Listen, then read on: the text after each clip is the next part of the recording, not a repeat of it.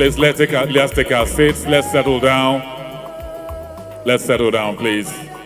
The governors are already here. Let's settle down.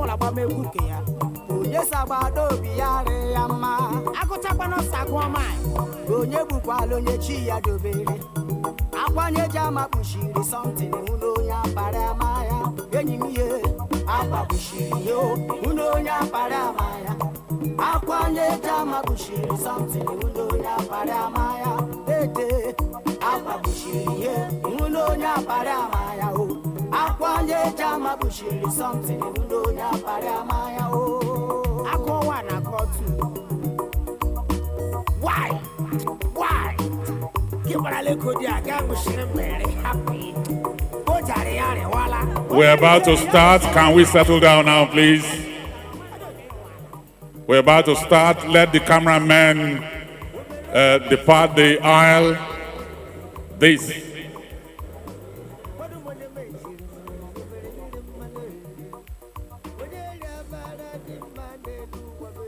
And we also say now the Chief of Defense Intelligence is saying hello to His Excellency the Governor of Imo State. Can we settle down, please? Can we settle down, please?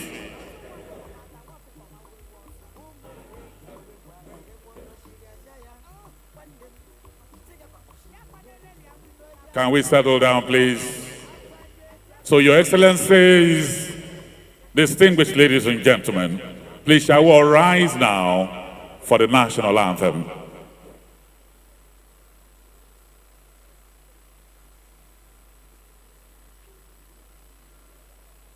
The national anthem, please.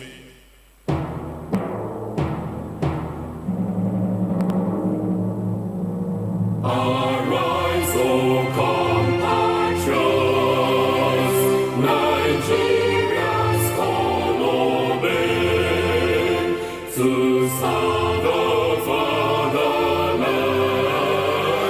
with love and strength and faith.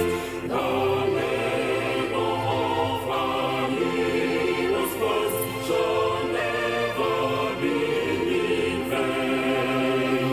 To serve with heart and might, one nation bound in freedom, peace and unity. I'd like to invite the Most Reverend Dr. Chibuzo Raphael Okwoko, the Methodist Archbishop of Umuahia, to please step forward here for the opening prayers.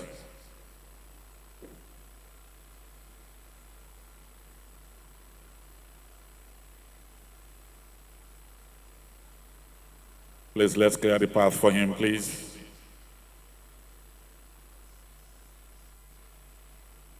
Okay.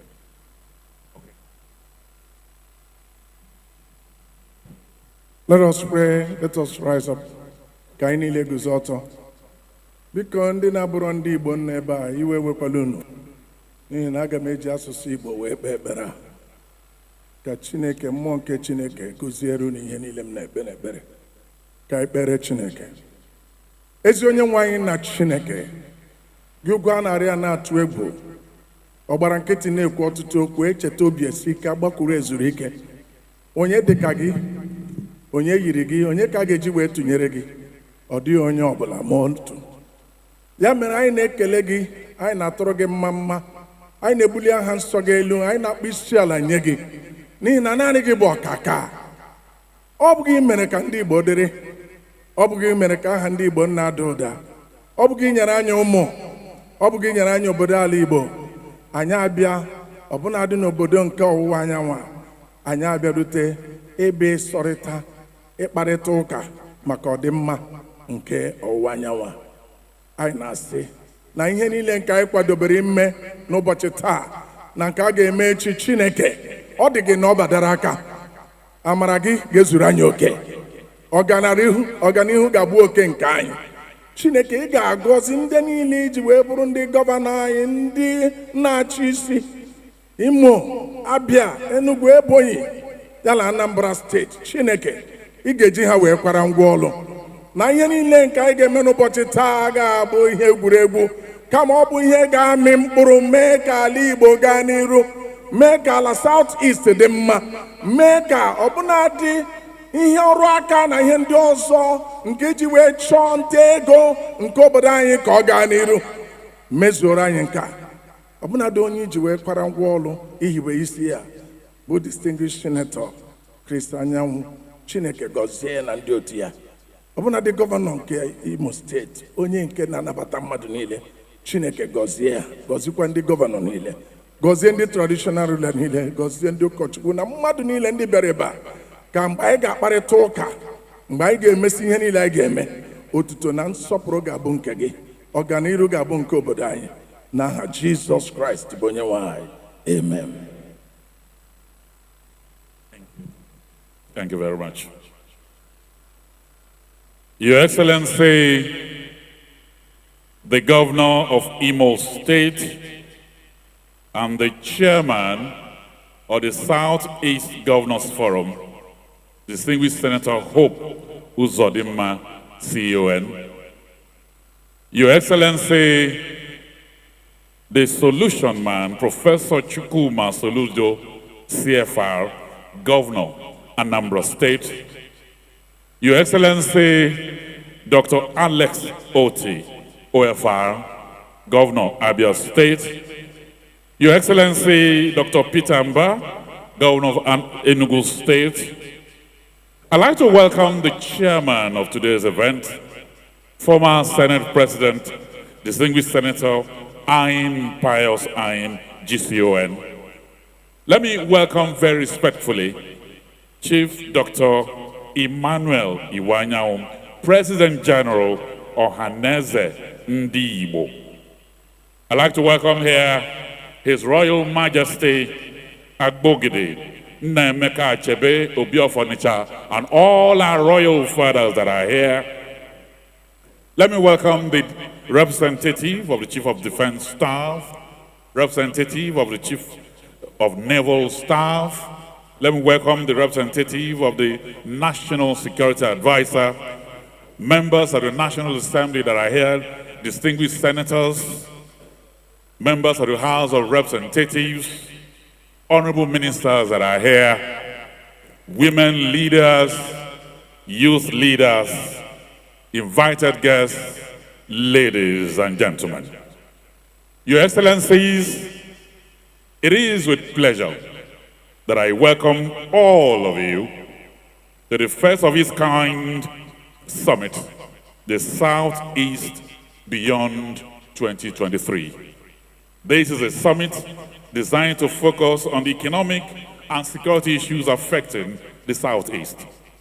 The next 2 days is designed to create a forum for Southeast leaders to brainstorm, identify and agree on what the needs of the Southeast are and think ahead. And it doesn't matter where you come from in Nigeria, one thing is very clear. The Igbos are known for reinventing their environment to match the most sophisticated anywhere. They have come to symbolize a true strength of character, wisdom, bravery, rare attributes that can only be matched by rare races anywhere in the world. So in the next 2 days, we'll begin to design the roadmap in the areas of security and economic development. My name is Ebere Young, and I'll be here with a delectable lady, the new generation masters of ceremony, if he is here. I welcome you. Dalo Onyisi Ebere. Igbo Bigbo Ekenemo Ahambo Ifi Aronu Okafo. Anamase Nkonye Chiri Nyazere. Nihai Bialeba Tata Bo the Southeast Governors Summit on Economy and Security with 5 key areas of focus: culture, employment, transportation, investment, and of course, healthcare. So, let the deliberations begin. Thank you very much. And so to welcome all of us is a woman that has worked several months to get to this point. The first Nigerian to win the International Women's Media Foundation Award for courage in journalism. A journalist, a senator, a publisher, an author. First female president of Unsuko Munda, a think tank of professionals and technocrats. She's here with us, and she's as hot at her age as hot FM. Please welcome here, Chris Anyao, MFR.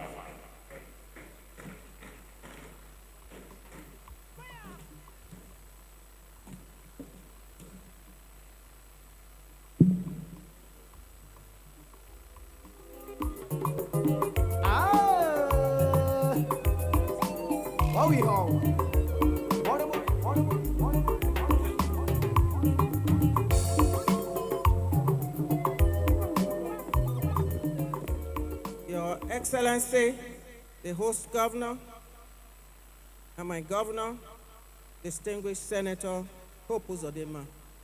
Their Excellencies, the governors of Anambra, Abia, Enugu, and waiting for Ebonyi. The President General of Ohaneze Ndigbo worldwide.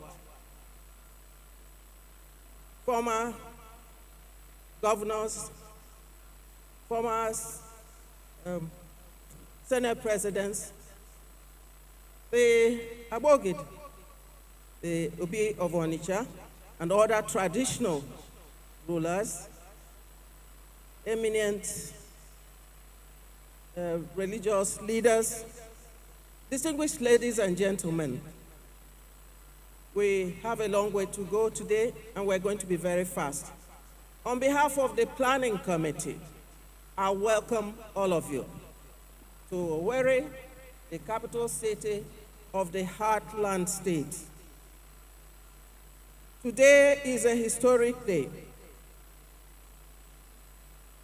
When you see the governors of the Southeast, the President General and the Executive Ohaneze Ndigbo, traditional rulers, the cream of the business community, the clergy, notable women and youths, people at all levels of society, when you see them gathered together, you know that something historic is about to happen.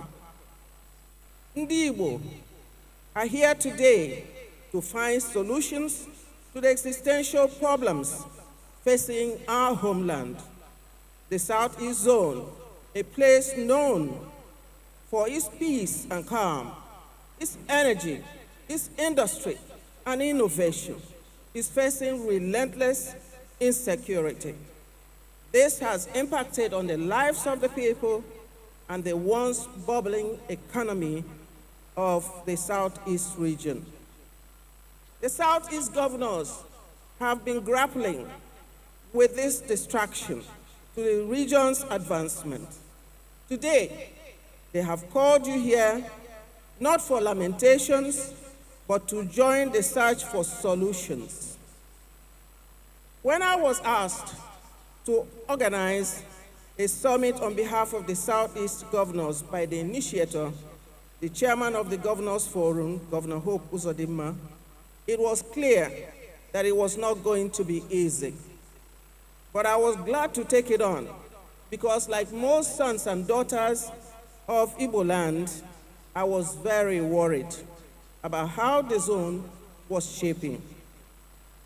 Starting with Sam Nwobasi and Ima Onoha, we were able to gather a formidable team of 65 experts, intellectuals, high-level technocrats, and professionals in rare fields scattered all over the world.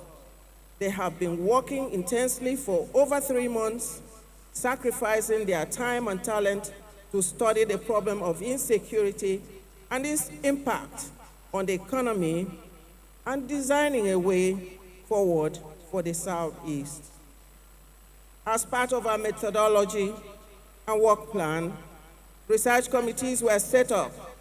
We have done the deep dive into the challenges we face.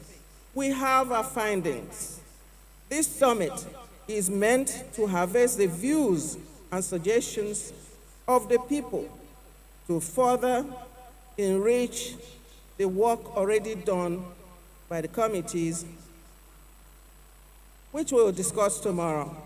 So that at the end of the day, what we hand over to governors will reflect the voices of the people of the Southeast region. I cannot thank enough the men and women of the committees of the summit. Some have abandoned their regular jobs for weeks now to focus exclusively on this project. They have come from the United States, Britain, South Africa, as far away as Australia, and all over Nigeria indeed, to deliver this project.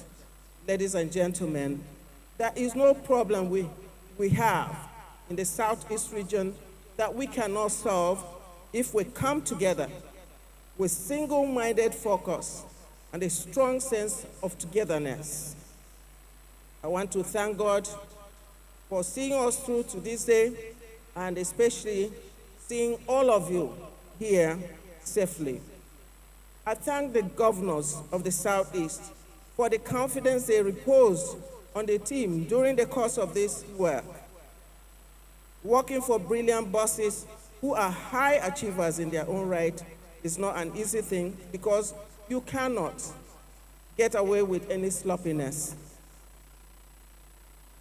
I want to deeply appreciate the governor of Imo State, Senator Hope Uzodimma, for birthing this idea of a summit and funding its execution to the hilt, which made our work very easy and hassle-free. Thank you, Governor Hope Uzodimma. Ladies and gentlemen, Once more, welcome to the summit, and please join the project team in applauding the new age governors of the Southeast for taking this bold step on behalf of Ndigbo. Igbo kwenu! N'okwa ndị Igbo. Siunu, Igbo kwenu! Kwenu! Kwezonu! Ndewo, Nabela.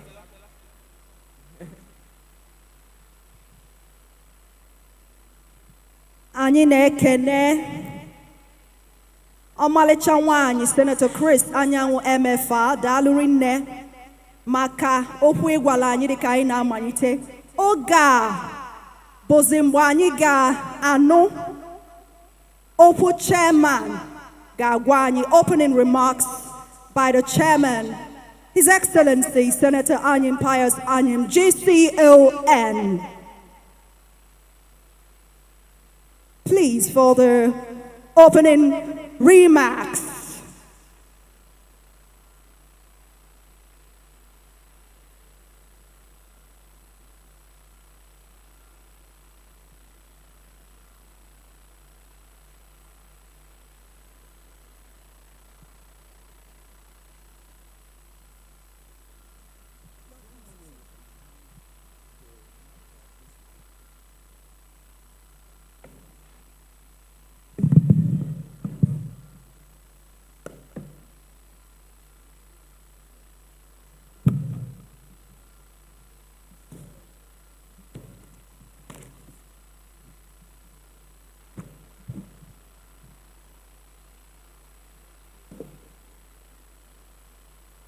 Senator, distinguished Senator Anyanwụ, who just spoke, and the chairman of the organizing committee, I think that Igbo Queen is not actually well received from a woman.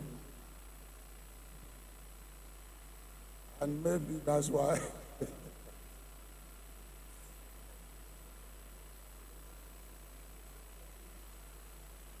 Ndigbo, kwezuenu. The leader of the Igbo nation, Chief Dr. Emmanuel Iwanyanwụ, CFR, and President General of Ohaneze Ndigbo worldwide. Our dear Chief Host, His Excellency Governor Hope Uzodinma of Imo State. His Excellency Governor Peter Mbah of Enugu State. His Excellency Governor Chukwuma Soludo of Anambra State. His Excellency Governor Alex Otti of Abia State. I am informed that my own governor, His Excellency Governor Francis Weevil, is on his way. Your Royal Majesty, Abogidin Naimeka Achebe, Obi of Onitsha, and other royal fathers present. My Lord, most Archbishop Raphael Oboko, and other members of the clergy present. Honorable Minister of State for Labor, Honorable Nkiruka Onyeji-Ocha, my own brother and friend, most distinguished Senator Adolphus Wabara, former President of the Senate. Your Excellency, distinguished Senator General, former Governor of Imo State, Ike Nwachukwu, distinguished Senator Ifeanyi Ubah, distinguished Senator Uche Ekwunife, distinguished Senator Ben Obi, and a whole lot of other members of the National Assembly I am not able to identify. Former Governor Hakim of Imo State, and a whole lot of other former governors, former ministers, and former members of the National Assembly present. Heads of security agencies present, Honorable Mrs. Josephine Anene, distinguished ladies and gentlemen, and permit me to stand on all other existing protocols that had been established. I am extremely delighted to welcome all of you to this August summit. This gathering today, to my recollection, is the first of its kind in a long time. What comes close to this kind of gathering, where all Igbo men and women in public and private endeavors are assembled together, was the Ahiajoko lecture series that has not held for a long time now.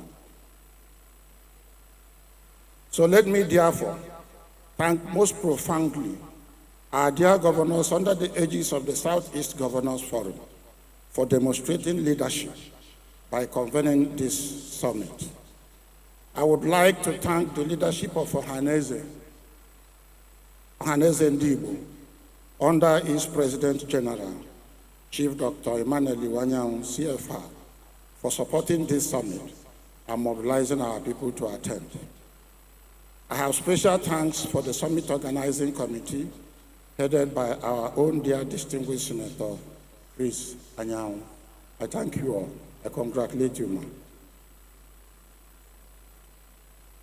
As we are gathered today, we acknowledge that we as Ndigbo, like the rest of Nigeria, are facing very serious security and economic challenges. We are here to show our collective will, our determination and our solidarity in the search for solutions to our challenges. Above all, we are here to send a clear message to our people at home and abroad, and to our fellow Nigerians, that the Igbo nation strives to become more cohesive in order to be more effective in contributing its quota in the search for national consensus on equity, peace, and development. The theme of this summit can never be more apt, Southeast Beyond 2023, Time for Reset, as it focuses on the security and economic realities on ground.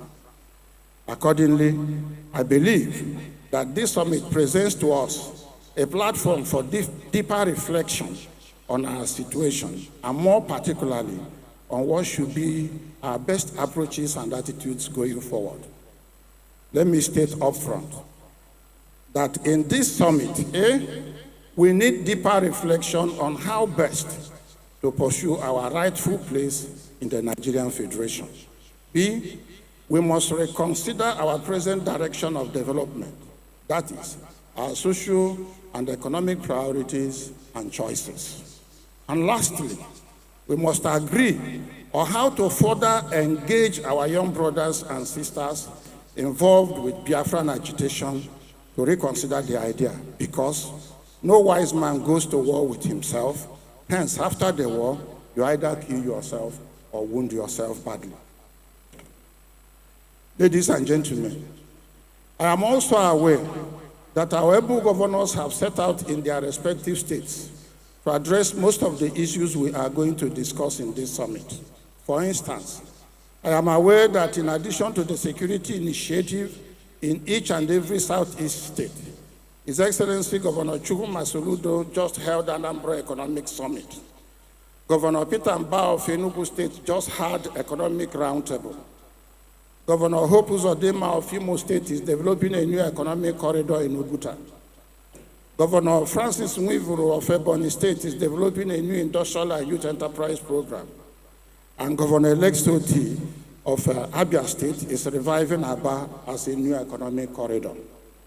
Consequently, this summit is not intended to dish out directives to our governors, but rather to create a platform to share new ideas and understanding on areas of collaborations and integration. In view of the above, I shall therefore only randomly pinpoint a few of my observations which the summit may wish to consider. One, in the 1960s, the economy of Southeast was rated the fastest growing regional economy in the world due to the pragmatic and planned economic policies of the then Michael Opara administration. At that time, we had not just the rise of industries, but planned industrial corridors, or industrial estates, if you like, all over Eastern Nigeria. All the corridors were serviced by the then governments with roads, water, electricity, and so on. What you have mentioned among others are Aba Industrial Estate, Transamadi Industrial Estate, MNA Industrial Estate, Aba Road Industrial Corridor in Omahia, cashew plantation, oil palm plantation, and so on. From these industrial estates, we had Golden Guinea breweries, modern ceramics industries, Aba glass industries, Nigerian breweries industries, PZ industries, Eagle Cement in Calago, Portland Cement Calabar, Amarako Power Station, the first independent power plant in Nigeria, and so on. But since 1999, that's about 24 years ago, the attention of our governments have shifted. No government in Eastern Nigeria has considered it needful to service industrial corridors and attract private sector investors to set up factories in those corridors. The implication of this is the constriction of employment opportunities for our young school leavers whose numbers have multiplied.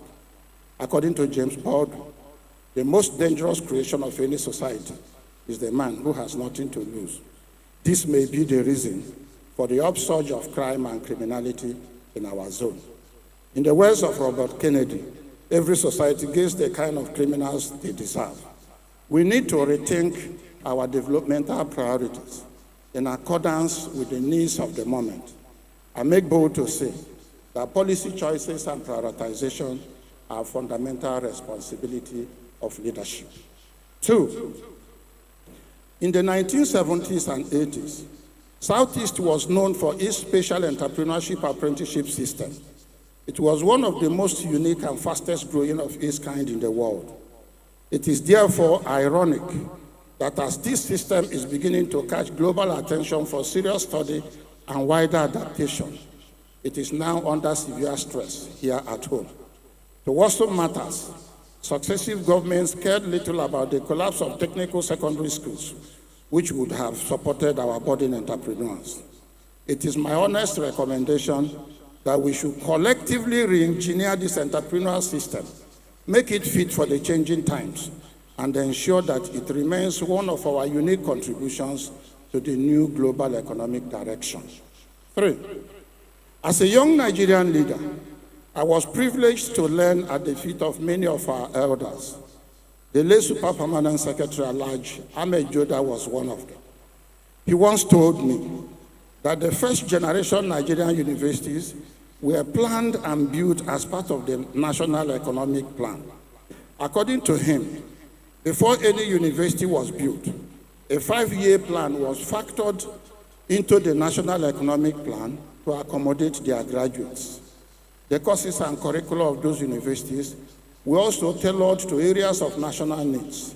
That was why jobs were waiting for the graduates even before they concluded their studies. Today, we do not undertake such rigorous planning to continuously align our educational system with our national or regional needs. This, no doubt, is part of the reason for the unprecedented unemployment with the consequential effect on insecurity in our zone. I call for a rethink. Educational institutions should be an integral part of the socio-economic agenda of our governments. Accordingly, educational institutions should be planned as an economic institution with the aim to solve or set economic goals.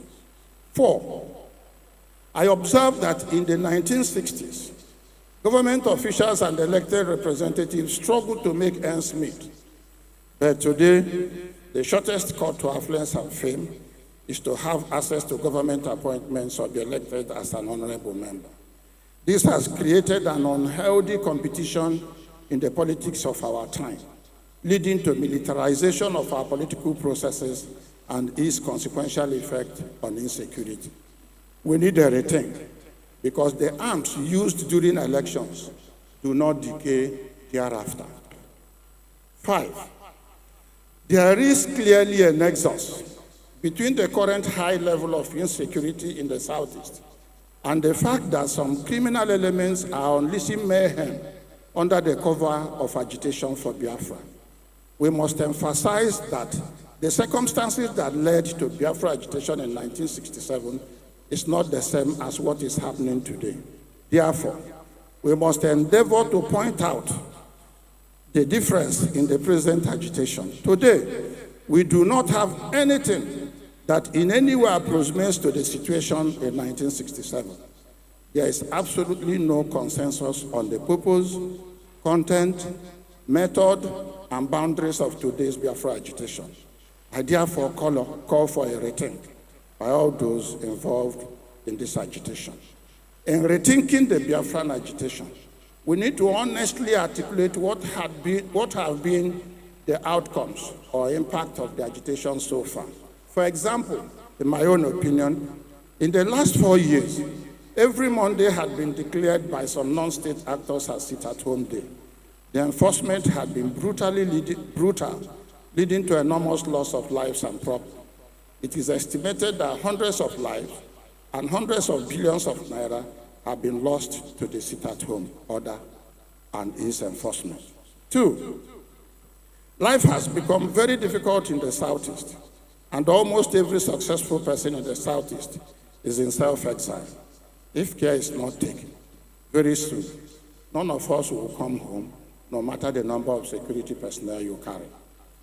3, social and economic activities have been dislocated, businesses have collapsed, no social activity can any longer safely take place in the zone, and no new businesses are being attracted to the zone.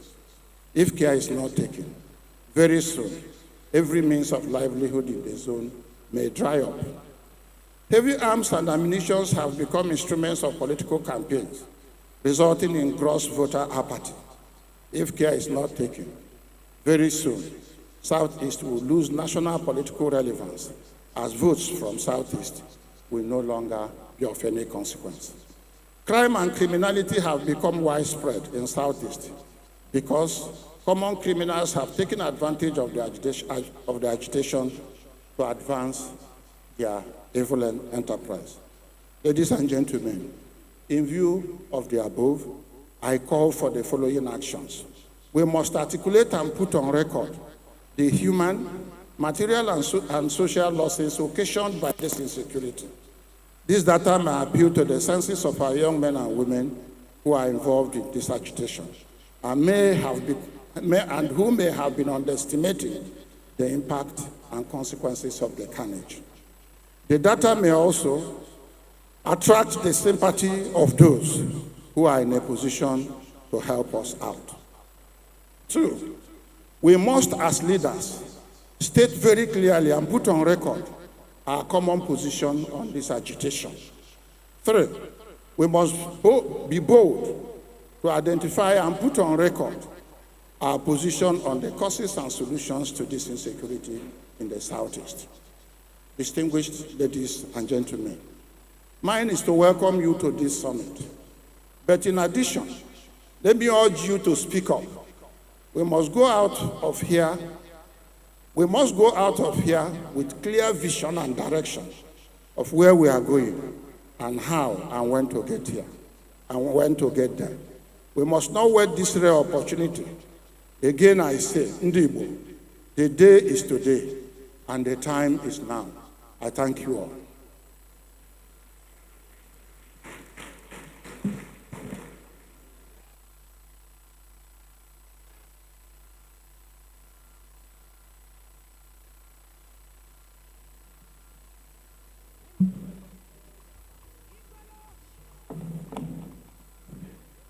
Can we put our hands together one more time for His Excellency, the former Senate President of the Federal Republic of Nigeria, distinguished Senator Ayim Pius Ayim. Thank you very much, Your Excellency.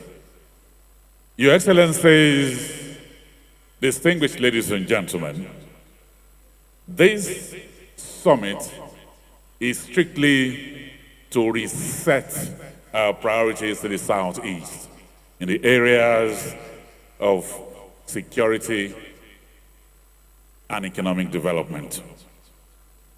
I want to directly speak to His Excellency, the Governor of Imo State.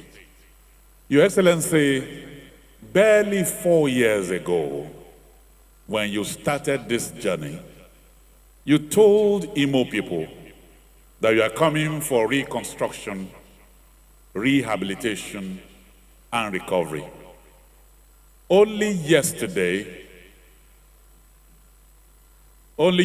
I saw a live event where you are trying to create Silicon Valley in Owerri, where thousands of Owerri, Imo State youths can command the world and be part of the global village right on their palm. Thank you for thinking about the future. And so without much ado, Your Excellencies, distinguished ladies and gentlemen, it's therefore my pleasure and honor to welcome here the Governor of Imo State and Chairman of the Southeast Governors Forum, His Excellency Senator Hope Uzodimma.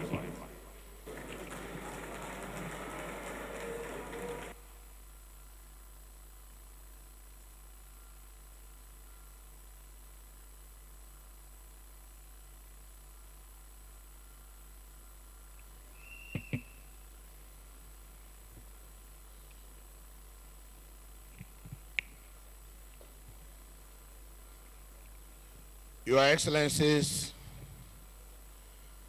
the governors of Southeast here present with us,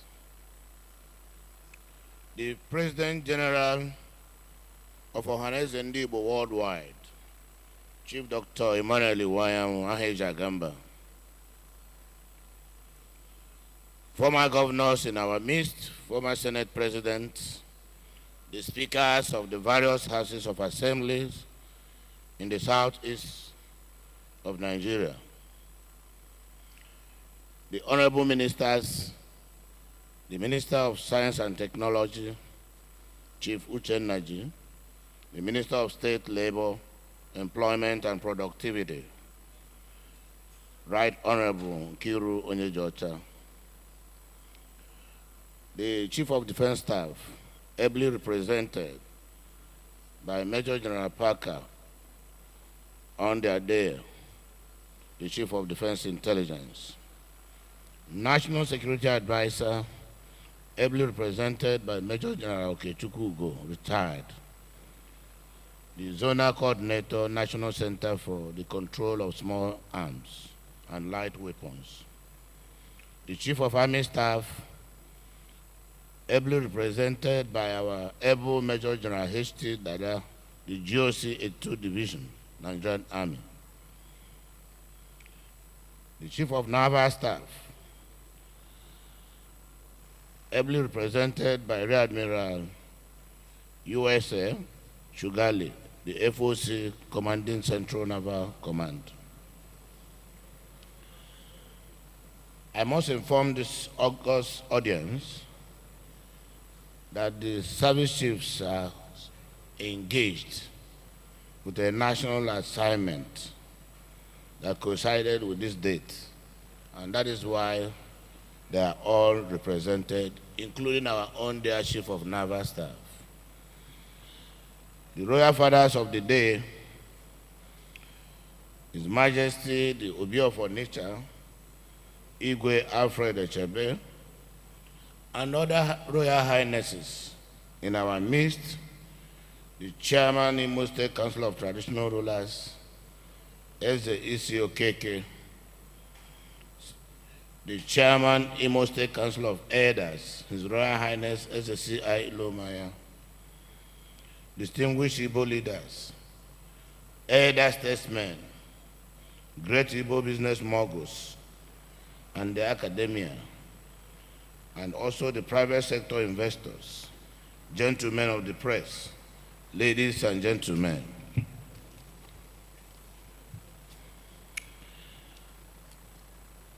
On behalf of the government and people of Imo State, I most humbly welcome my brother governors, His Excellency the Governor of Abia State, Dr. Alex Otti, His Excellency the Governor of Anambra State, Professor Chukwuma Soludo, His Excellency the Governor of Enugu State, Chief Peter Mbah, the Governor of Ebonyi State, who is not here yet, is on his way, was tied up with a meeting in Abuja that lasted throughout the night. But it is my hope that before the end of this first session, He will either be here or his deputy governor will be here.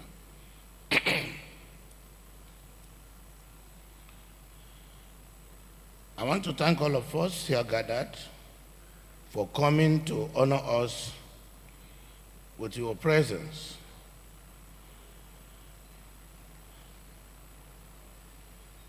I want to also thank all of us, the organizing committee, for the wonderful performance they were able to display in organizing and putting this function together. May I also welcome other stakeholders here, the clergy, leaders, Ndieze, the intelligentsia, political juggernauts, our serving and retired security personnel, our dependable women leaders, our resilient youths. I did not forget members of the National Assembly who came all the way from Abuja to participate in this ceremony. In those days, when our people took their destiny in their hands and did not wait for government to provide all their needs, decisions on the educational, economic, and such as this. And that was how schools, town halls, and other infrastructure were built in the Southeast. And that was how intelligent but indigent students were sent abroad on scholarships.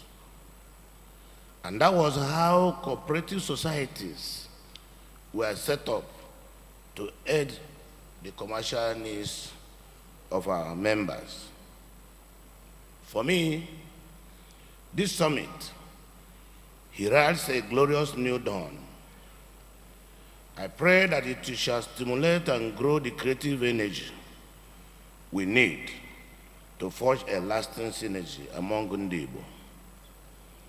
I know our town unions are doing their best to keep Igbo kindred's spirit alive.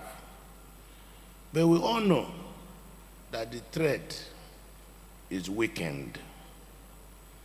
As for the government, we all have nostalgic feelings about the First Republic, the era of late Michael Owerri, the astronomical growth of the economy of the Eastern Nigeria, when palm produce was the mainstay of the economy, when agriculture, industrialization, to catapult the East to the enviable status of the fastest growing economy in the entire country. It appears that our noble men of history understood the timeless Igbo philosophy that says, Izukaman and Nage. They also knew that cohesion and vision were essential drivers of progress and development. We may need to pause for a while to identify what has really gone wrong with Ndigbo, or where we got it wrong. How come we could achieve so much in the pre-independence and the immediate post-independence era, but today we are gasping for breath to find our feet in the project Nigeria? How did the mighty Igbo nation fall almost fatally from her Olympian height to the basement? Is it the same Igbo race that formed the ingenious Igbo State Union even before independence, which became a rallying point for the development of our Igbo and their respected voice in Nigeria? Is it the race we are talking about? Is it the Igbo race that produced an array of trailblazers who recorded many firsts in different fields of human endeavor in the past, and they still do? Is it the race we are talking about? Is it the same Igbo race that the great Zik of Africa once predicted that it was destined to lead and liberate Africa, that cannot even assert its strength anymore in today's Nigeria? There are more questions, but suffice it to admit that all point to the same conclusion: we are currently not doing very well. It is important, while we are still in the memory of jotting process, to remind ourselves of the fact that Ndigbo have recorded so many firsts in Nigeria, particularly in intellectual, in scientific, and technological fields, before and after independence. The list of such great Igbos with prodigious feats in many fields is long enough to keep us here the whole day, if I were to name them one by one. The good news is that till today, Igbos have continued to be trailblazing in various fields of endeavor, such as technology and invention, where Igbos are now topping the charts. For example, Professor Mbah Nnaji was the first African to become director of the United States National Science Foundation and the first to be honored by the World Bank. While Professor Ume Ifeanyi Chinedu is credited with 5 patents for his inventions. Above all, Igbos are listed and recognized in many publications among the highest achievers and technologically advanced people in the world. Every now and then, Nigerian girls and boys are recognized for incredible academic feats in various subjects all over the world. A Nigerian girl of Igbo extraction was recently named the best graduating medical student at a Russian university.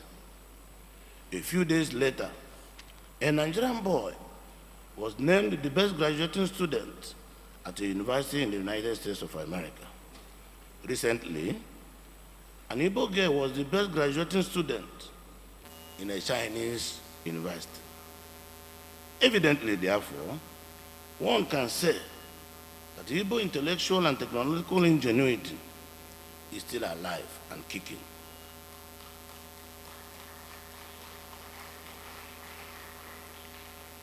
It is still the same race, the same people, speaking the same language, and sharing the same culture and even religion. But something has snapped. The Igbos still manifest their entrepreneurial, intellectual, and technological wizardry, now mostly in far-away lands, with only a handful doing so in the homeland. The prevailing situation in Igbo land today is best captured by the words of W.B. Yeats, which were made popular by our own Shino Eshebe: things fall apart, the center cannot hold. That truly appears to be the problem. The center in Igbo homeland can no longer hold. That is the reality of the moment. The ironclad unity that made us thick enough to lead Nigeria in commerce, lead Nigeria in civil service and the bureaucracy, and even in the organized private sector, has taken flight.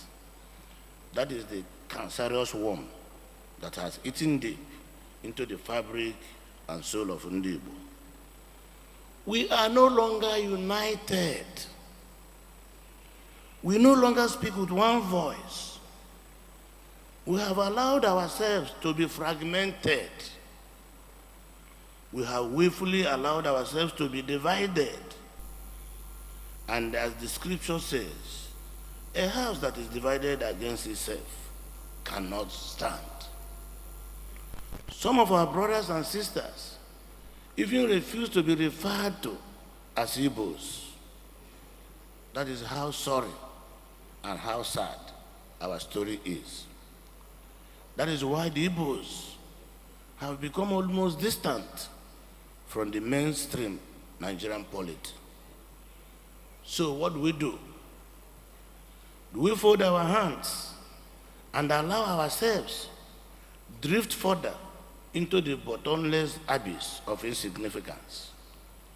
Or do we accept the challenge and jolt ourselves out of the slumber of self-defeat? To do this, we need to start telling ourselves some bitter home truths.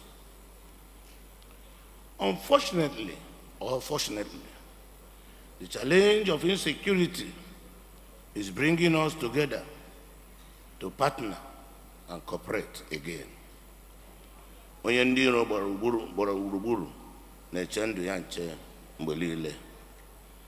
We are now surrounded by dangerous criminals who want to decimate us and take over Igbo land. We are witnessing the worst form of insecurity, where human blood, held sacred by Igbos, is being shed recklessly, where human beings are beheaded and videotaped, and where non-state actors now decree the days Ndigbo must go out to seek for their daily bread. And Igbo adage has it that the toad does not run in the afternoon without a cause. Our gathering today has been partly inspired by the fact that we are facing the collective threat of insecurity in the Southeast. The ease with which these criminals can move from one eastern state to another state reinforces the need for us to pull our resources together and to cooperate if we will be able to overcome the danger we face today. I really wish we did this meeting long before now.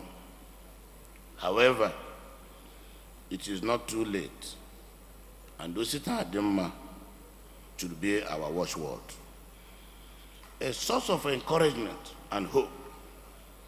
As I earlier noted, we can only begin our search for the solutions to our challenges by telling ourselves the bitter truth.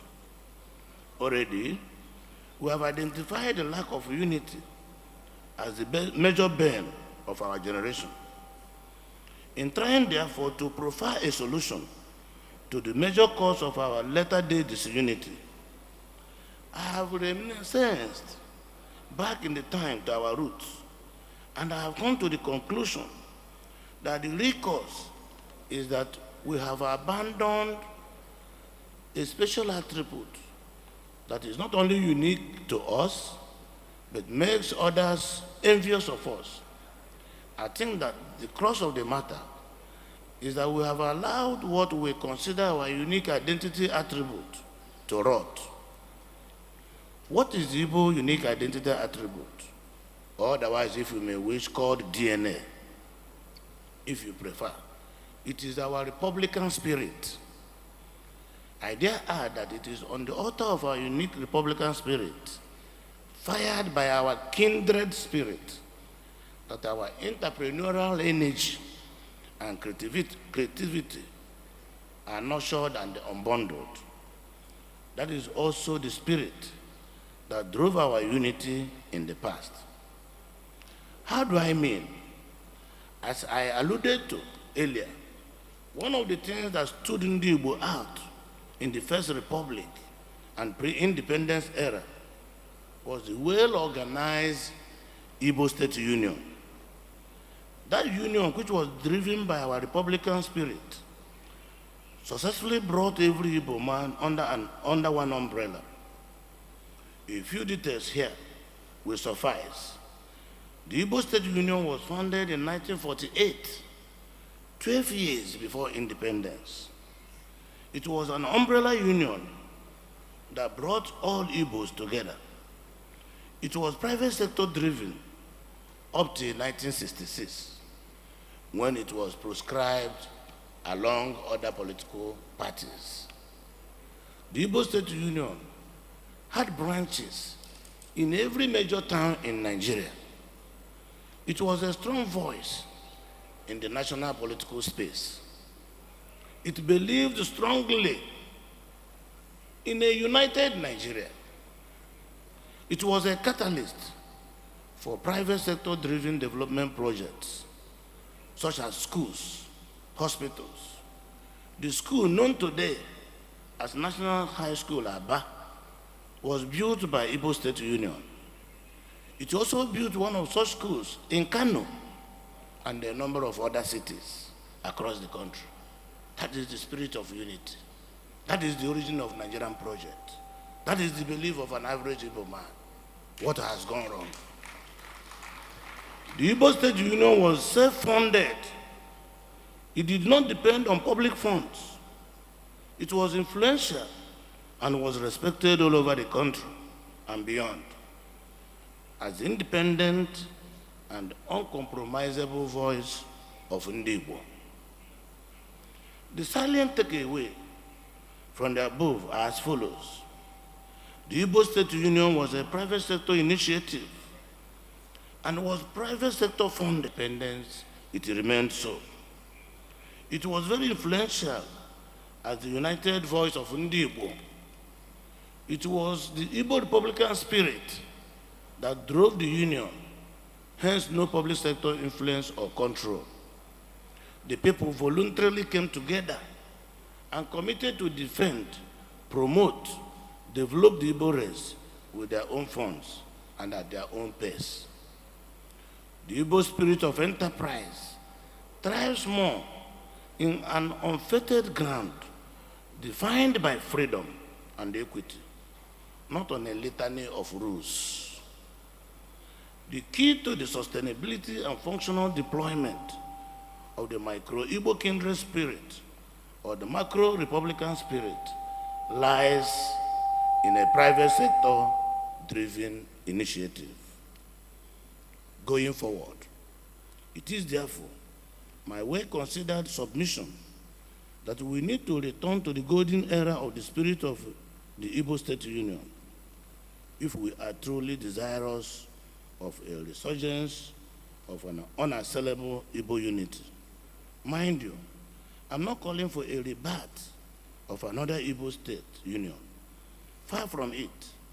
So many things have happened since 1966 that makes a rebirth of an Igbo State Union practically impossible.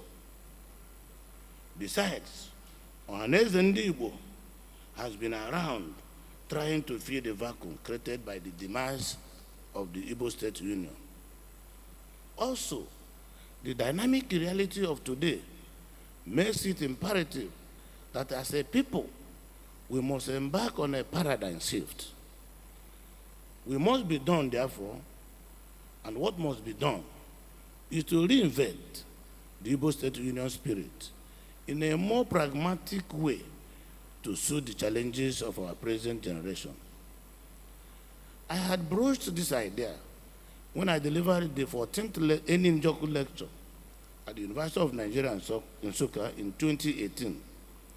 I recall submitting then that Ndigbo should float an economic development fund to finance technological research in our universities and to ensure the practical realization of good research findings. I wish to stand on that proposal, but on an expanded version once again. I believe that there is need for our sons and daughters who drive the private sector to support Ohaneze Ndigbo, penetrate the grassroots, penetrate our young men and women, preach morality, teach them our culture and tradition, and make life more meaningful in our land.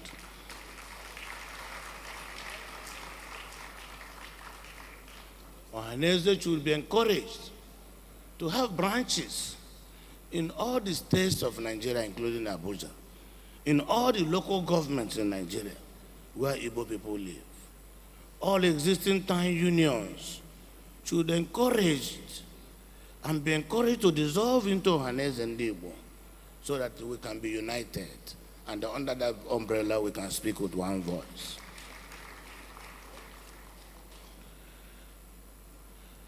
As the private sector plays this crucial role of galvanizing Ndigbo into one united body with one voice, the public sector or the governments will have their own roles to play.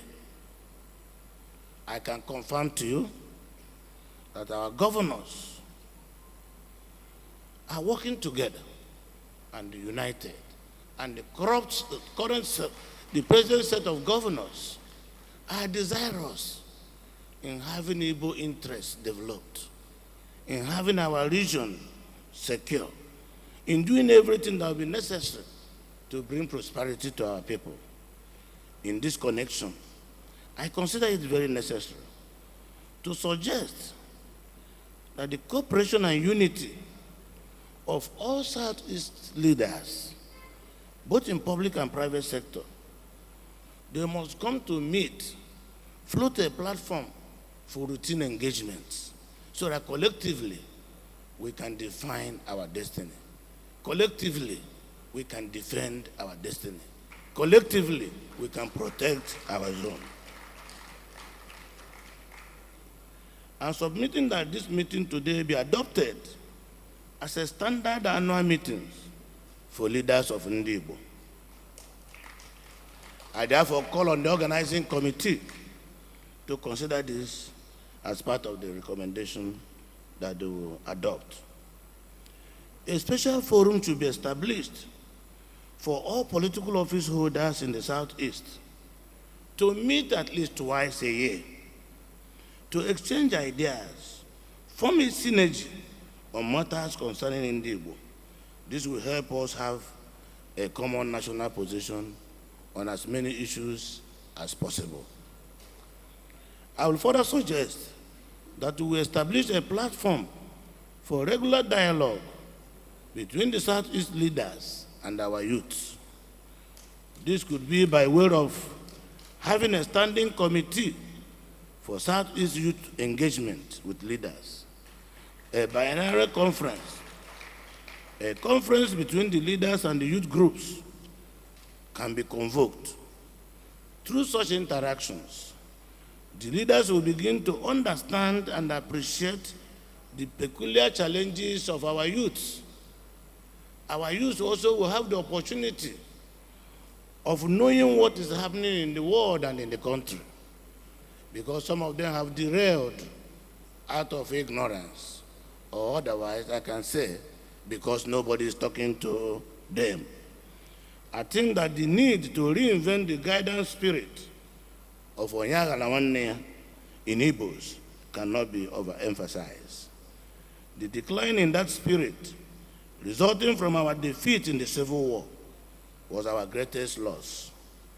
Apparently cowed by the defeat in that war, our people became afraid to assert themselves, to operate as a formidable team they were known for before and immediately after independence.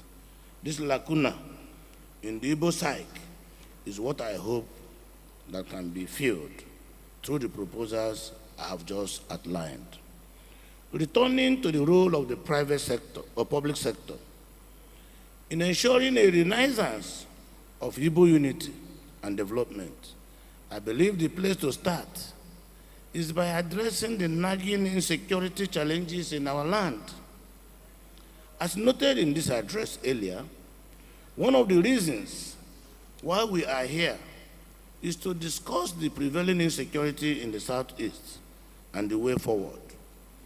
This is one area that the state governments must have a substantial role to play. There is no doubt that the insecurity situation in the Southeast is fast turning into an inexplicable phenomenon. High separatist agitation, criminals have visually laid siege on our respective states. The irony of that, is that most of them who unleash all manner of criminality and banditry on the Southeast live also in the Southeast. Some of them are also well known to the indigenes of the area where they use as their operational base. But the indigenes are too afraid to expose them. Indeed, what is happening in the Southeast is not just curious, but unusual. The type of criminality, including barbarism, which hitherto were unthinkable in our Igbo, has now become a commonplace. We are witnessing a very uncommon times indeed. But as an Igbo proverb will have it, "Anobo ajoso, abagra ya ajo egbe."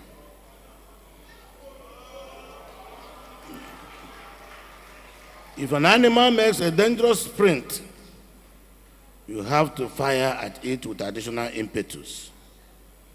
Or like Chineshebe put it, if Weleke the bird learns to fly without passion, then the hunter must learn how to shoot without aiming.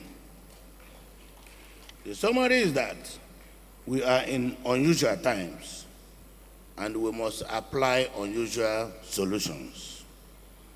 To achieve this, we must work together in many ways than one. My ideas on how we can achieve this will be discussed at the closed-door sessions. But suffice it to say here that we must rise from this summit with a clear roadmap on how to ensure that our people are not interrupted in their legitimate quest to work and earn their livelihood. 7 days of the week, our people must be allowed to operate. This is to say that this summit must come up with a pragmatic ways of ending the senseless madness called sit at home in the Southeast. The Southeast is part of the Nigerian project. We believe in Nigeria. We are united, and not the only country we can call our own.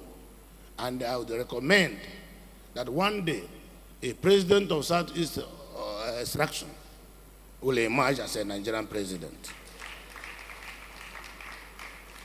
Let me now touch on the issue of the economy of the Southeast and the urgent need to empower our youths so that they will no longer be willing tools in the hands of evil men and women terrorizing our region.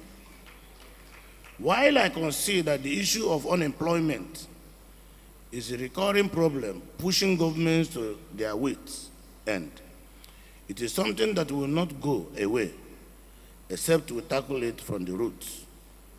I have often wondered why the other regions still have institutions that bind them, while we have none. For example, in the Southeast, you have entities like the Wema Bank, which is owned by the government of the Southwest. In the Southwest. And the Wema Bank is still standing. Why is equivalent in the Southeast? African Continental Bank is long gone.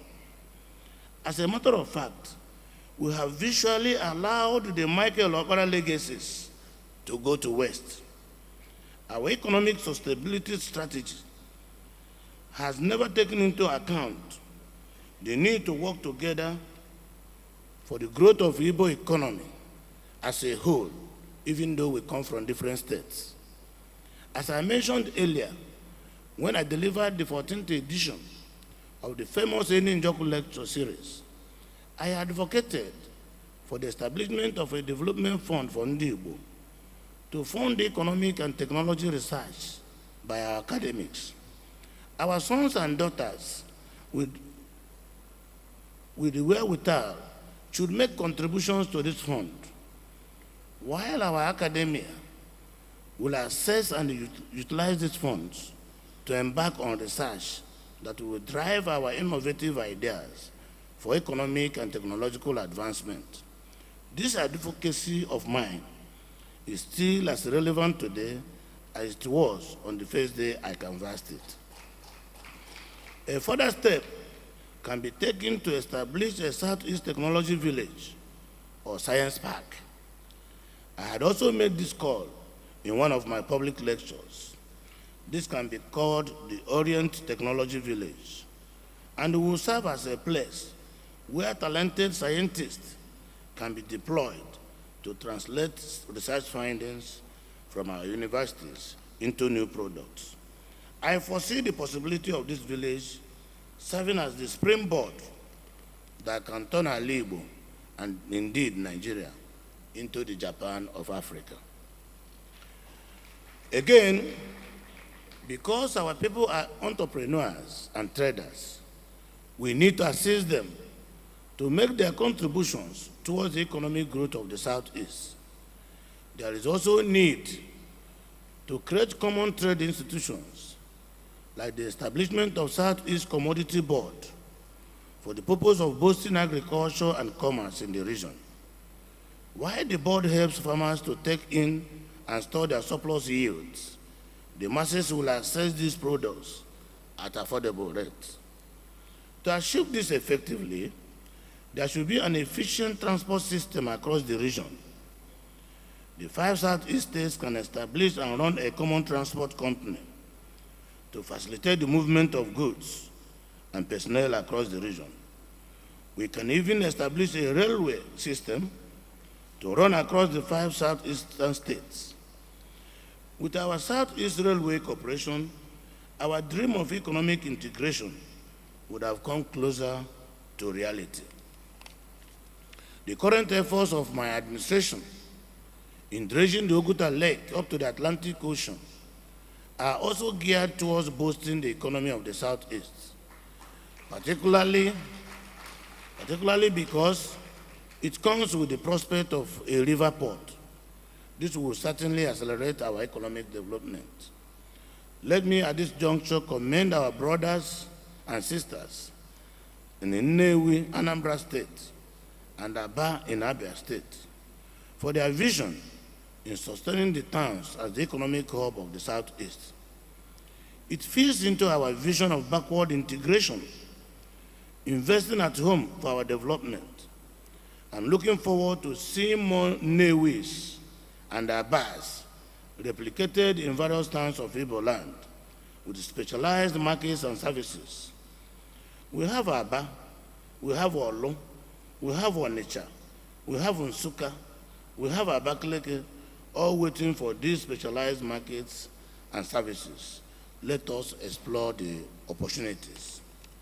My brothers and sisters, my dear governors, your excellencies, ladies and gentlemen, it is indeed my great pleasure to welcome you once more to Imo State as we engage in the serious business of brainstorming in this summit on the way forward for Ndigbo. I pray that you will find time also to relax and enjoy yourselves. When you do, you will even be amazed with the first-class hospitality our state has to offer. You may even be tempted to decide to stay back here permanently. Please feel free to do so. I wish all of us a very successful summit, and I want to thank all of you for coming, and may God bless us. Thank you.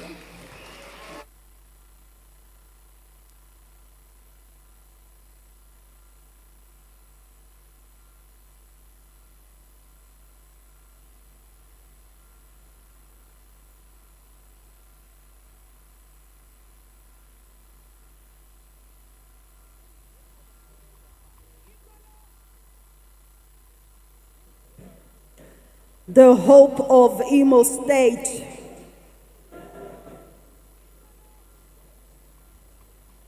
And of course, the host governor, chairman, Southeast Governors Forum, executive governor of Imo State, much respect, His Excellency Senator Hope Uzodimma, CON.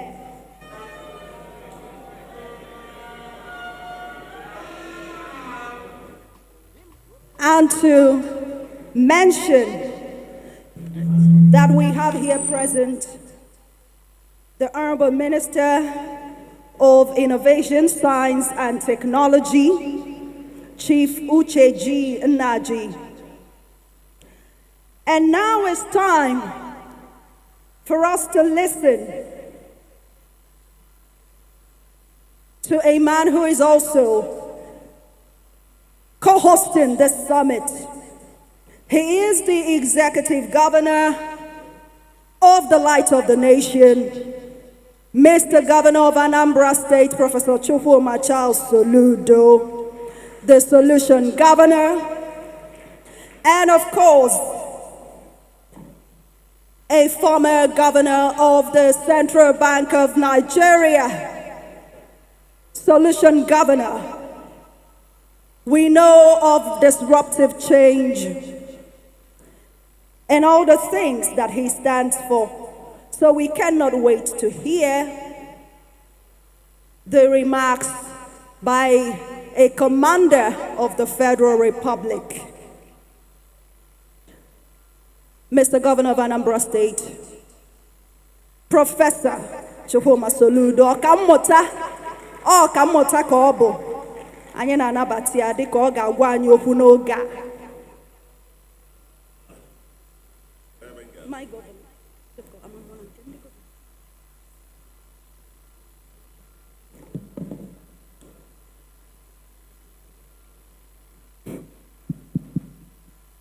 Igbo kwenu, Igbo mụọnụ, zụọnụ, kachanụ. Your Excellencies, my colleague governors of the Southeast, the chairman of Ohaneze Ndigbo, can say all other protocols duly observed. The day is far well spent. I was supposed to speak by 11:20 a.m. for 5 minutes. I arrived by 10:40 and had to wait until the commencement. And I'm sure most people are tired, getting tired already, and I don't want us to run. So I've abandoned the speech that I wrote. It's on my iPad back in my car. I will just say a few minutes, make a few minutes of remark, just to say 1, 2, 3, since I have 5 minutes, because I think we need to recover back time.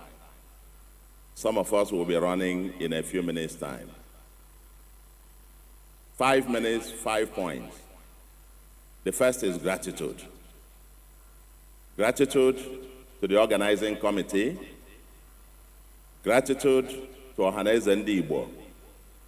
And gratitude to our host governor and our chairman.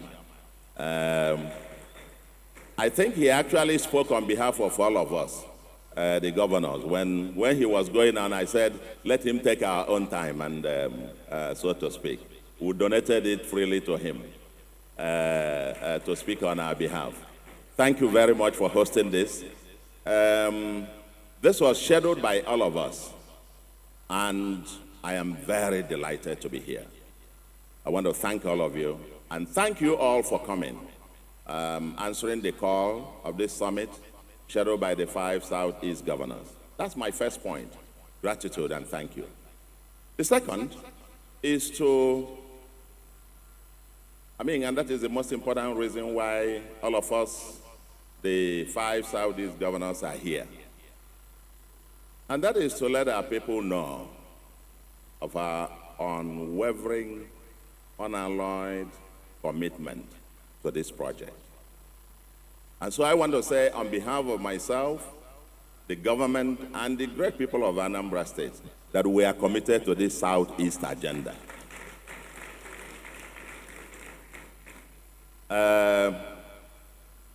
It's not just talk. We have started demonstrating this, the way that we have started conducting ourselves. This is really a new dawn in the Southeast. And for those I hear and I see many people on televisions, talking and admonishing the Southeast governors to come together, unite and do this and so on and so forth. This is not talk. We are. And I am very, very delighted to be part of this particular group. When we had our first or the second Southeast Governors Forum together in Enugu, We demonstrated that, all of us in attendance, no representation as it were. And today we are here. And part of that commitment to show that wherever it is in Igbo land, we are together. Ideally, this kind of summit, being the Southeast, should have been held in our eternal political capital, Enugu. But here we are in Owerri, demonstrating that commitment and solidarity with one another. I want to thank the governor of Enugu, who a few days ago hosted the True Justice and Peace Commission that I set up last year, and all the security advisors of the 5 governors were there. And you guys met. I've received the report, and I want to believe that our governors were going to consider this in due course. Thank you very much, the governor.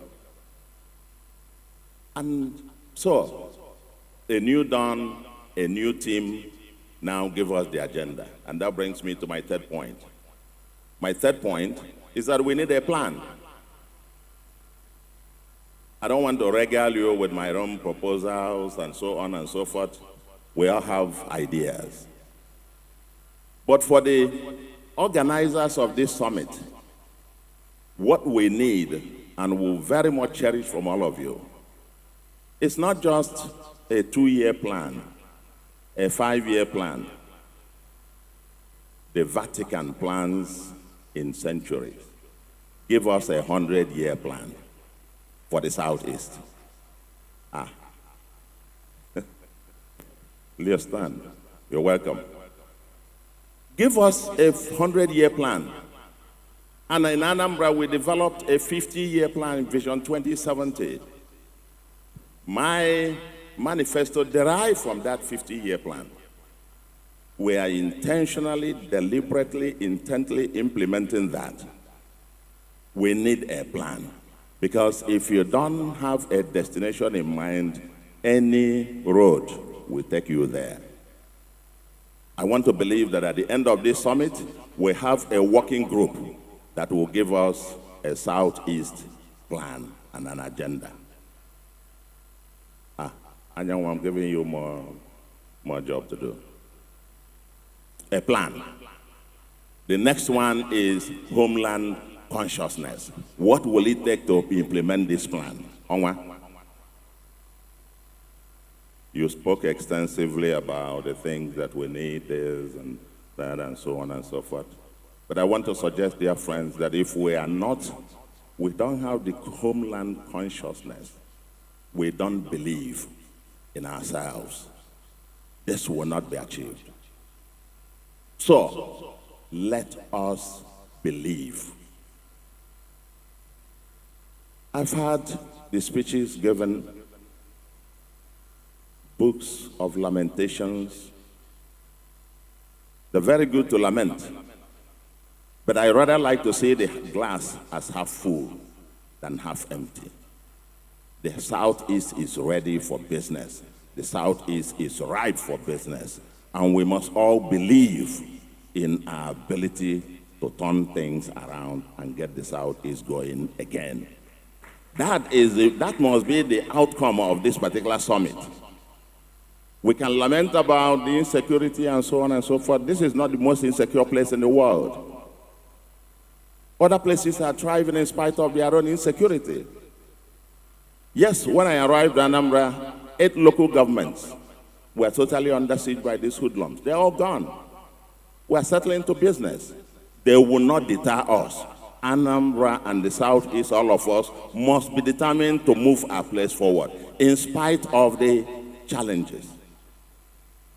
So, I say to our people, but those in diaspora who are waiting for the perfect time to come, when all the problems are solved, when the Southeast governors must have solved all the problems, God didn't make a mistake in making you Onigbo. God didn't make a mistake in making you to come from the Southeast. If He chose for you to come at the time when all the problems are solved, then He would have decided to make you to come another time, not now. So, homeland consciousness. We must all believe. Stop seeing the half empty. Oh, it's all gloom and doom. They shot somebody yesterday and therefore we must all run. If we all do that, this place will be a desolate homeland. We must believe. And my last point, the kind of partnerships you require to make it happen. When we believe, and part of that belief, and I now wearing Akwete from Abia. When I put on the Akwete from Abia and Innocent from Newi or shoe from where? Who said Abba? Not Abba. My shoe comes from Obunike. I believe.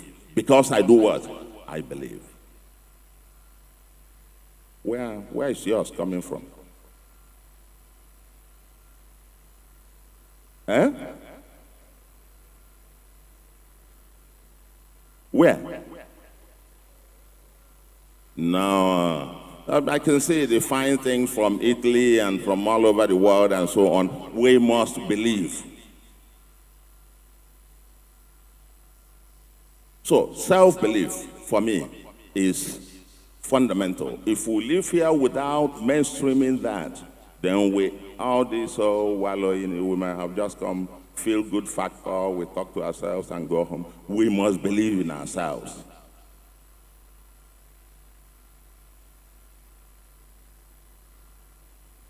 And finally, after the issue of self-belief comes partnerships.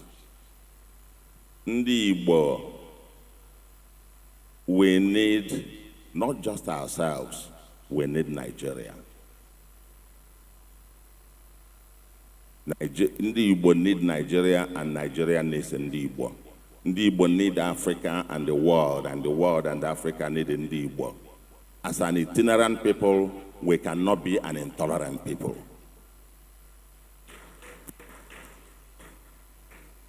We need the partnership of everybody. Partnership of the rest of the country, partnership of the diaspora, partnership with the international community. When we recently recruited about 5,000 teachers in Anambra from somebody from his or her village. No, you want to have attention from the best in the world, and that's who we are. We must think home, act global, but our homeland, to build a livable and prosperous homeland, must be a mission. And for that to happen, we need ourselves and we need the world. I want to thank you very much, and God bless you.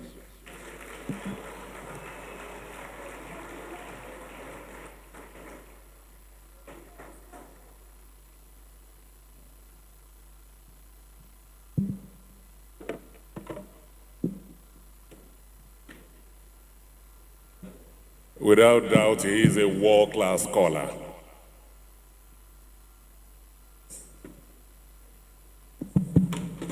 In 5 minutes, he wrapped up his points and made it abundantly very clear. Can we put our hands together one more time for His Excellency Professor Chukwuma Soludo, Governor of Anambra State, and very quickly, Her Excellency Princess Patricia Onyemechi Obila, Deputy Governor of Ebonyi State, is here representing His Excellency Right Honorable Francis Obonna Winfru, Governor of Ebonyi State. I'd like to also welcome here Chief Leo Staneke. When Nigeria was swimming in the pool of analog, you were already ahead of your time by digitizing. Thank you very much for your foresight. Thank you very much. Chief Tony Chukwu, I welcome you. And representing the IG of police here, DIG Frank Mbah is in our midst. I'd like to welcome you. And representing the youth of this country and the media, the national president of NUJ, Chief Chris Isiguzo, MFR, is also here with us. Your Excellencies, distinguished ladies and gentlemen, let me welcome all the way from Abia State, my governor, His Excellency Dr. Alex Otti, OFR.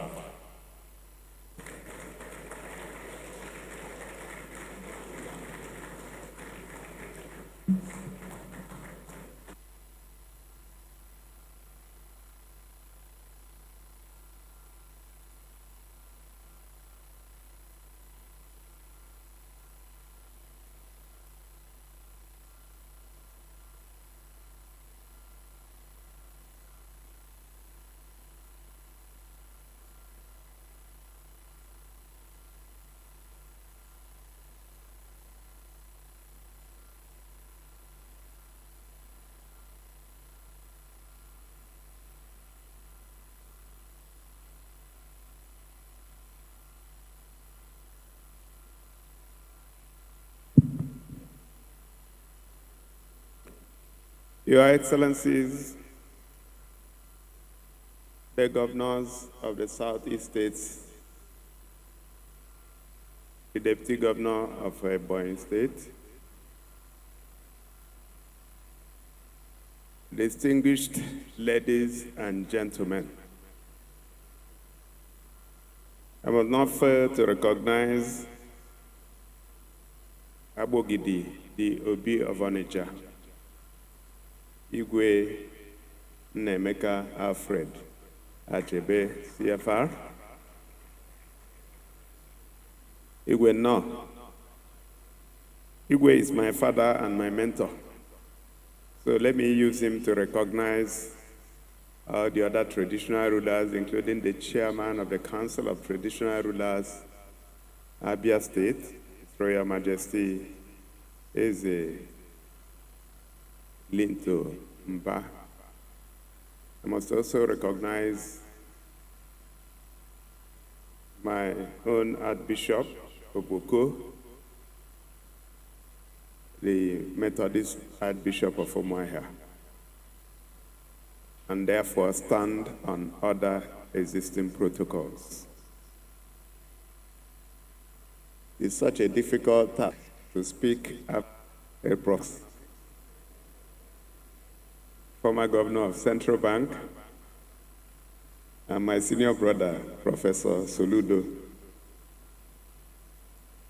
If it were in the north, when the leader has finished speaking, the rest of us would just chorus, "To." So I would have just said "To" to what Professor Soludo said. I'll try to be brief.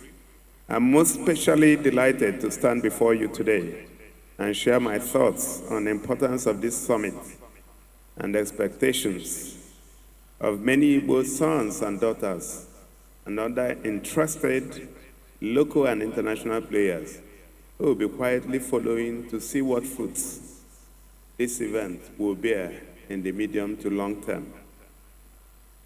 Permit me to begin by appreciating the Southeast Governors Forum, the leadership of Ohaneze Ndigbo, ably led by Chief Emmanuel Iwanyanwu, CFR, the Summit Central Organizing Committee, and all the individuals and groups who contributed in diverse ways to make this program a reality. Thank you for the sacrifices and for everything you have given to bring our people together to reflect and talk to ourselves on the two issues that are very critical to our survival and prosperity as one people: security and economic prosperity of the region. It is fulfilling to observe that all the clans, socioeconomic, political, cultural, and demographic groups within the Southeast region are fully represented, and the importance of this should never be lost on us.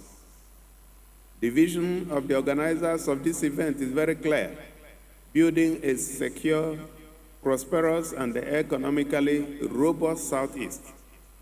This intervention is very timely, and it is good we have it in this auditorium.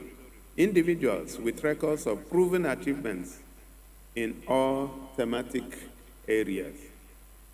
It is my expectation that the insights to be shared by these accomplished men and women shall help chart a new path for our land, which unfortunately has become beleaguered by several challenges that could not have been contemplated a few years back.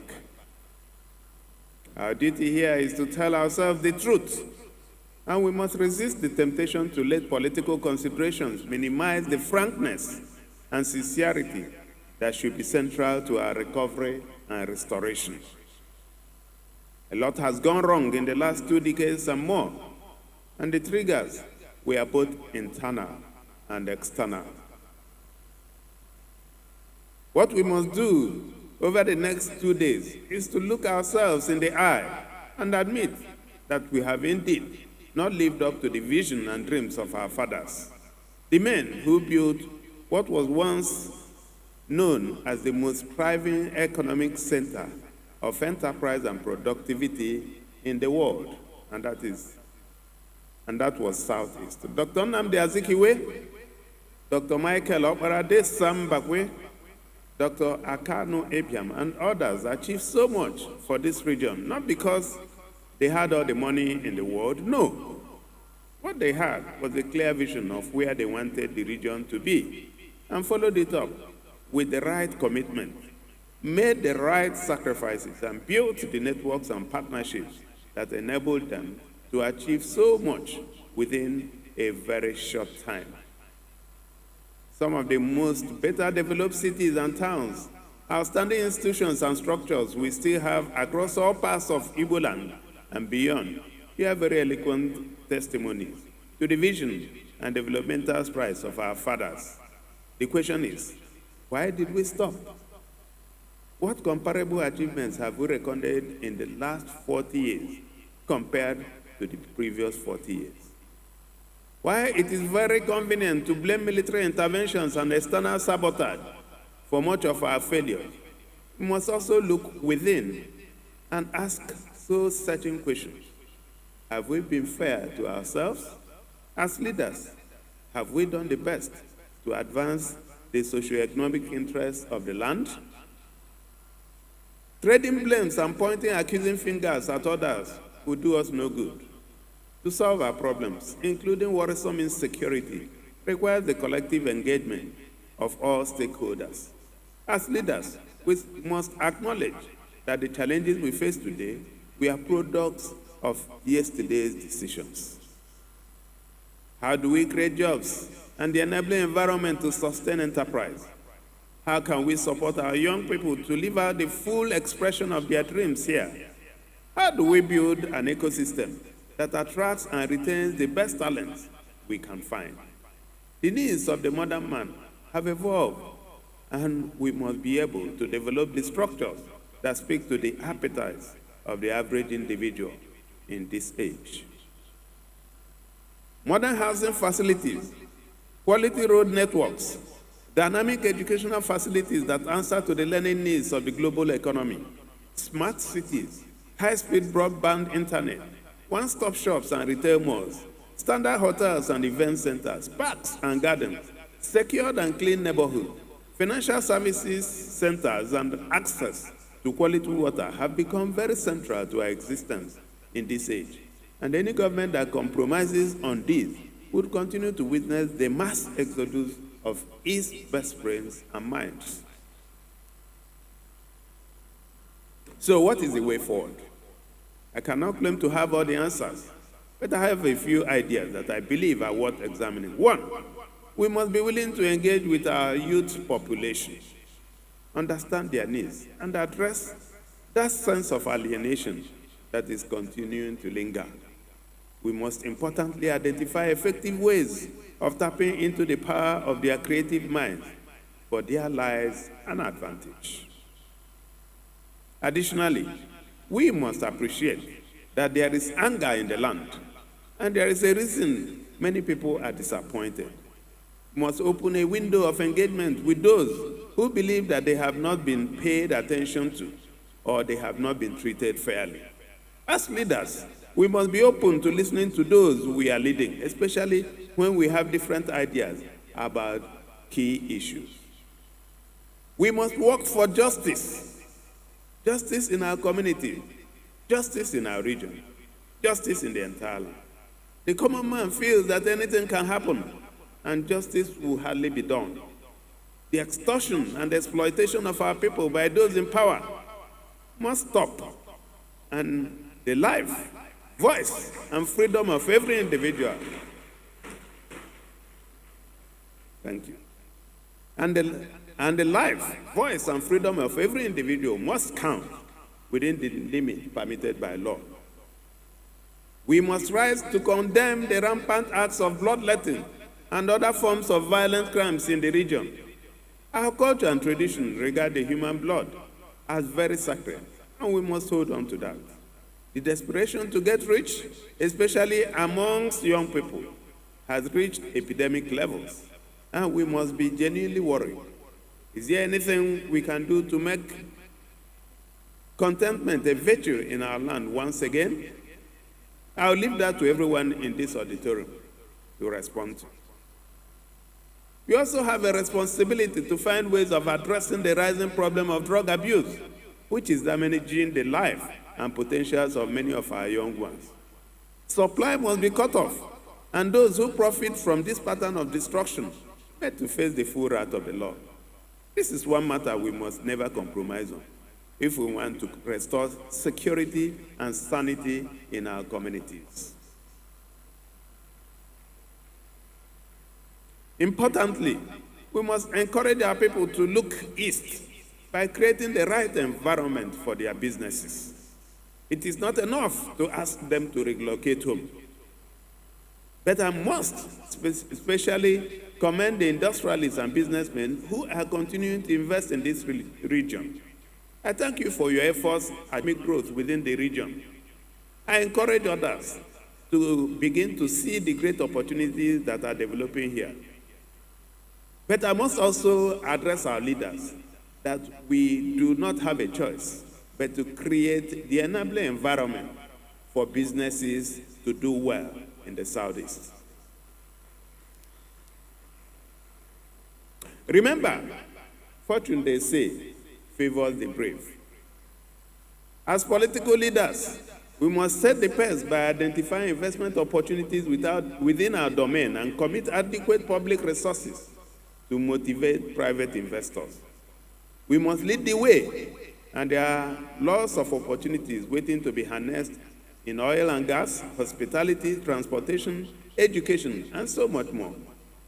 While it may make sense to say that government has no business in business, it is also factual to say that without government direction and commitments, no business will remain in business for a long time.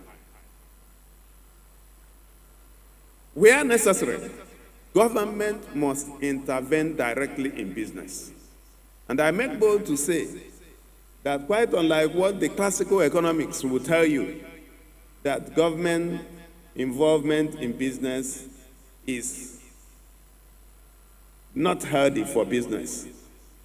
I say that that is not true. I have it on authority that the United States government invests no less than $28.5 to $30 billion every year intervening in agriculture and ensuring food security in the United States. Same is done in energy and, of course, other areas, including transportation. At this point, I want to specially invite everyone seated here to the groundbreaking ceremony of the Abia Industrial and Innovation Park in Owerri.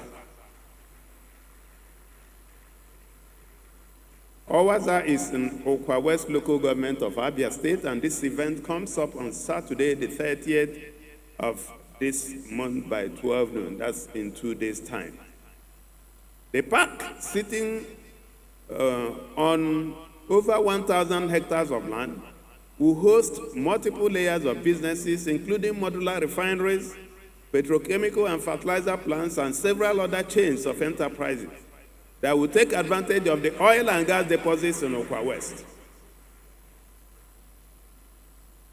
It is near to Aba and Port Harcourt cities A seaport is in the works. An EPZ will also follow. 24-hour power supply is guaranteed, and other components of the larger ecosystem within the community to make businesses work. Already we have secured support of a major stakeholder to build an innovation and incubation center within the park. The facility will train and expose our young minds to the best tools and platforms for their trade. The Innovation and Incubation Center will specially benefit university students, graduates, and startups in several ways. You will get more details from some of our representatives at this summit and at the groundbreaking ceremony on Saturday. My message as I close is simple. Building our region into a prosperous and secure space is our collective obligation. No foreigner will do it for us. Granted that foreign investment is desirable, those who own the land must lead the way and develop in accordance with the values they hold dear. We are naturally enterprising people, but we are also in love with knowledge and learning. Whatever we propose must take cognizance of who we are as a people and how we want to interact with the larger world. The emphasis must be on getting as many people as possible on this sailing ship, but we must never be held back by those whose ideas and methods have never yielded anything beneficial. In the end, we must never shirk in our duty to show our children the path to a desired future. Even if we are unable to get there ourselves, we must try.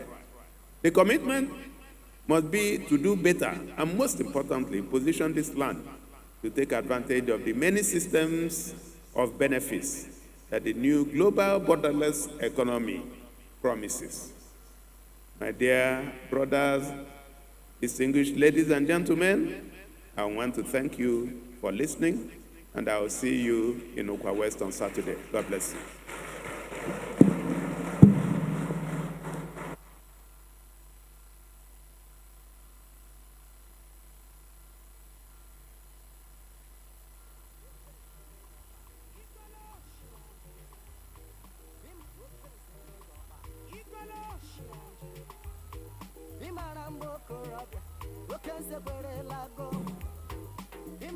Words of marble by the Executive Governor of Abia State, Dr. Alex Otti.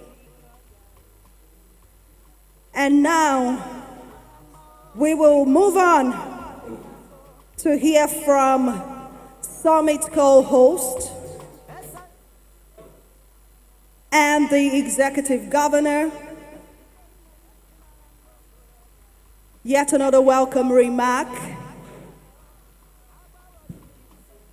from a Summit co-host and Executive Governor of Enugu State, Dr. Peter Mbah. Let us hear from the man who is transforming Enugu State in different, unusual ways. I thought you were clapping. Wow.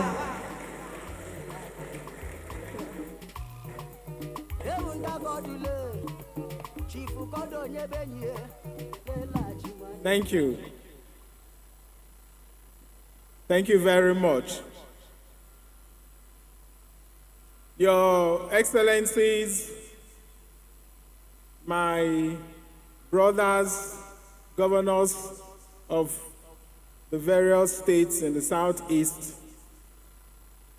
the chairman of the occasion, please permit me to adopt the already established protocol for want of time. The day is fast spent. I would also toe the line of my brother from Anambra. I will not read my formal speech, which I've prepared because I was billed to actually speak at 11:35. And as you know, I'm also hosting another event in Enugu State, so I must hurry to meet up with that event. I am truly delighted to be at this summit, holding at a critical time for us as a people bound in common history and cultural heritage. But before I proceed, let me, as a co-host, also join my brothers in bidding you all welcome to this August occasion.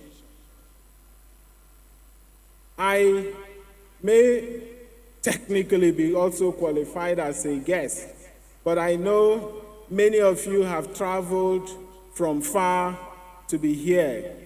So we indeed say welcome. And I also want to thank immensely the organizers of this occasion. We are indeed very grateful for your commitment and sacrifice. As I drove from Enugu to Owerri this morning, taking in the wondrous landscape and the lush vegetation, I was struck by how common our communities are alike. I was trying to figure out the distinguishing feature going from one state to another, but I could barely find anything distinguishing one state from another, except the customary signposts at the various boundaries. So the ties that bind us together run truly deep. So we have this commonality of everything. We may have various dialects, but we have one language, Igbo. And this Igbo nation is today faced with existential challenges, existential threats. We are faced with the worst security bout ever experienced in the Southeast. We're also faced with the worst economic slump ever witnessed since after the end of the Civil War.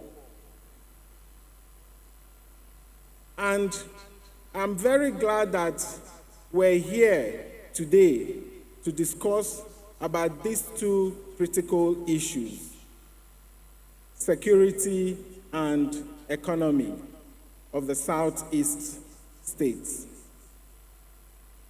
For me, the goal of securing the Southeast does not really depend on one state being able to arrest and dislodge criminals as a single unit.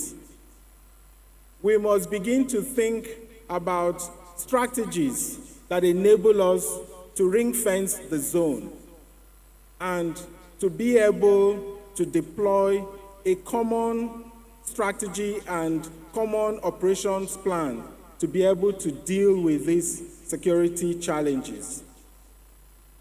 And in doing so, we also have to begin to think about how do we, the people of the Southeast, the governors of the Southeast, how do we meet regularly with the security agencies? How do we ensure that the inter-security agencies are able to share intelligence and that there is no undue restriction?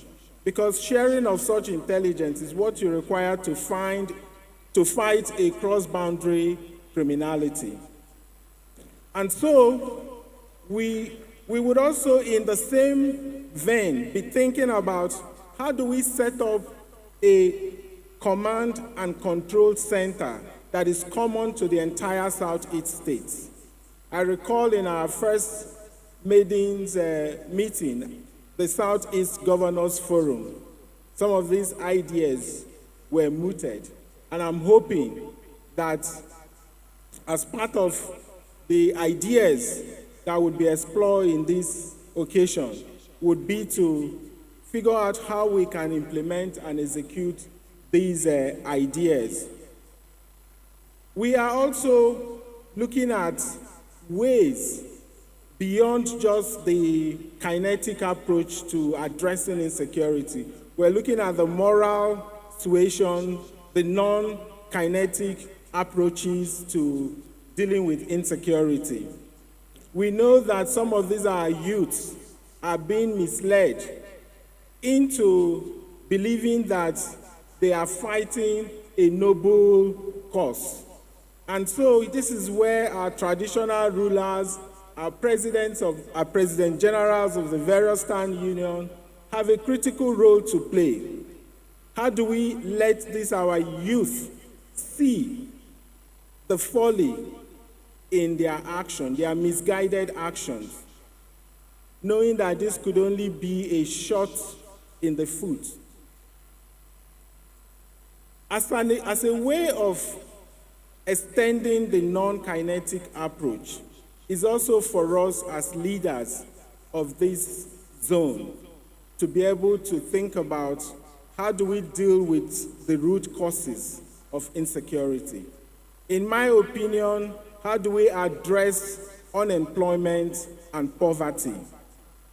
That naturally leads me to the next theme of this summit, economy. I believe that in order for us as a region to grow, we must take a bold view of the things we can achieve as a region. So, and that would include looking at how do we have an integrated region, into how do we integrate this region, a very compact region for that, but how do we integrate it into a common market? And what are the synergies that we require to build in order to achieve that? What are the key enablers to have a common market? Now, the importance of having a common market is A, you're going to be able to attract large investments. Okay, if we're looking at a market size of 25 million people and above, so you're talking about 25 million consumers, and you're looking at the economies of scale that you can achieve by that sheer size of people. We're also going to be able to look at how do we create a large scope of specialization by way of, the things we have comparative advantage of in the Southeast. So there are ways we can begin to think about expanding or growing our economy, but talking about them would require, as I said, key enablers. And in my view, those key enablers would be in form of transportation and logistics. How do we ensure that we have a rail network that loops across the various cities in Anambra, Abia, Imo, Enugu, and Ebonyi? How do we build a ring road that connects all the major cities in the Southeast? How do we build so that we can seamlessly encourage those who are producing and those who are providing services to be able to distribute their products and services across the different cities of Southeast seamlessly? So there are things that we must be intentional about if we're going to deal with unemployment and insecurity in the Southeast. So, without wasting so much time, I'm going to be suggesting a few things. First of all, let us look at how to curate this idea of since today we now have rail as, based on the new amendment of the law, we have rail in the concurrent list. So there is nothing stopping us. So if we pick one or two projects from this summit that we can say, look, we're going to, as a people of Southeast, make sure that we implement, we execute, and we know that it's going to have a huge spillover effect. Of course, the challenge would be, if we believe in it, what would be the various sources of fund? How do we fund it? That again brings me to this philosophy of Akuruno. We can be thinking about different models of funding. We have the crowdfunding model. So Akuruno, in my view, is for us to also encourage our kids and kin to be able to bring back their wealth to the Southeast, at least putting a benchmark of, say, between 30 and 40% of our wealth. We're people that are wealthy, the Igbos. So if we begin to think about how do we invest some of those funds in the Southeast, is also a way of making sure that we have huge capital flow into the Southeast to be able to execute some of these critical projects. So my hope is that this summit is going to employ the best of our brains to create these ideas, prepare them in a way that is implementable. I can assure you that for us, I'm sure I'm speaking for my brothers as well, that we're going to stand by you to implement these great ideas that you would curate from this summit. So once again, I want to thank the organizers of this summit, and I wish you a fruitful deliberation. Thank you.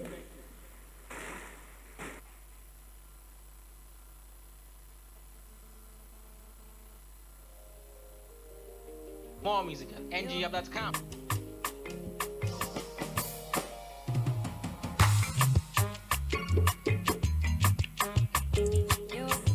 Thank you, Your Excellency, the Governor of Enugu State, Dr. Peter Mbah. Thank you very much. Your Excellencies, I want to appeal to our governors that we will be cutting this event as much as possible. So we crave your indulgence and your patience to still be with us. Let me quickly now invite Her Excellency, the Deputy Governor of Ebonyi State, representing the Governor, Right Honorable Francis Ogbonna Nwifuru. I'd like to welcome her Princess Patricia Onyemechi Obila to please step forward here. Most of those comments we'll be having, if we could keep them as low as 3 minutes, we'll be very happy.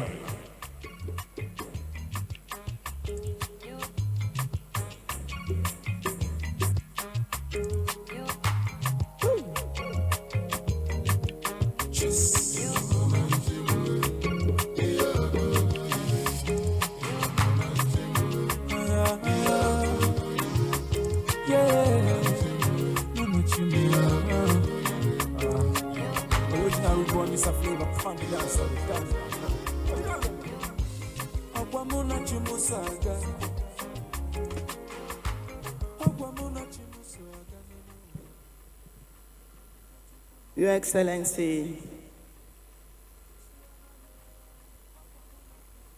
the Governor of Imo State, our own brother, Senator Hope Uzodinma, the other governors here present, the President General of Ohaneze, our own brother, my own father, Chief Emmanuel Iwayam, the Secretary of Security Chiefs here, other religious and traditional rulers here present. For what of time, let me appreciate and stand on the already established protocols. Greetings From my own dear governor, the executive governor of Ebonyi State, Right Honorable Ogbonna Nwifuru, he would have been here present. But you know what happened yesterday? He's still in Abuja, but we thank God for the grace. And congratulations to Ebonyi people and everybody here. I'm deeply grateful to the organizers of this wonderful security summit in our Southeast. It came at the right time, the time that we have to stick together as one family. It came at a time that we have to talk and look at our faces and tell ourselves the truth. Yes, we have come of that age. Enough is enough. We need to come home. We need to come together. We need to speak at one voice. We need to talk to each other, to encourage each other, so that all that we need in this Southeast will be done. What do we need? First of all, we need peace.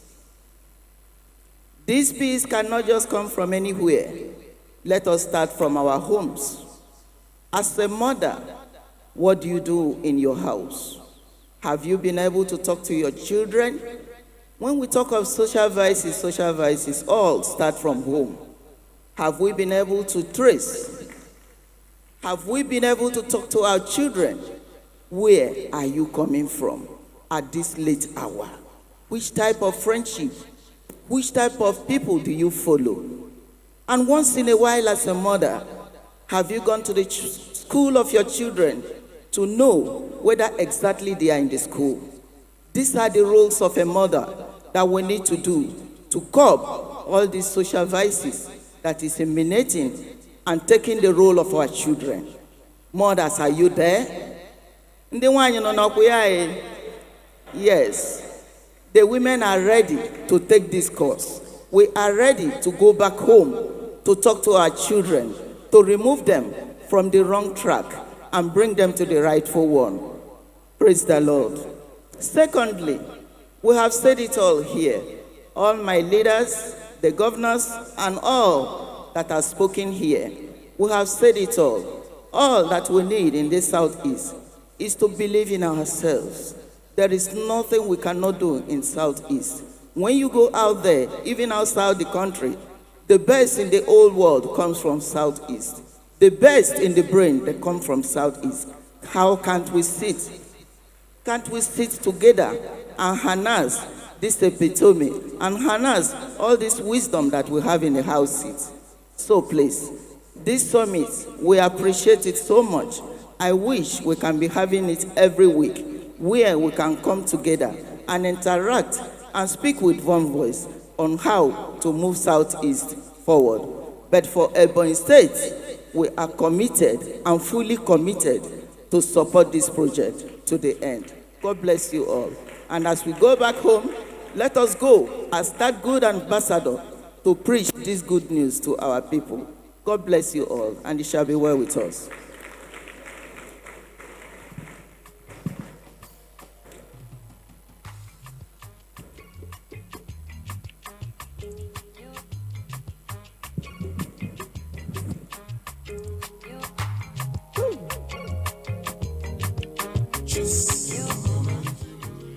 So, Ebonyi State Governor, for the success in the tribunal, Your Excellencies, distinguished ladies and gentlemen, to speak to us next is the President General Ohaneze Ndigbo, Chief Dr. Emmanuel Iwanyawo.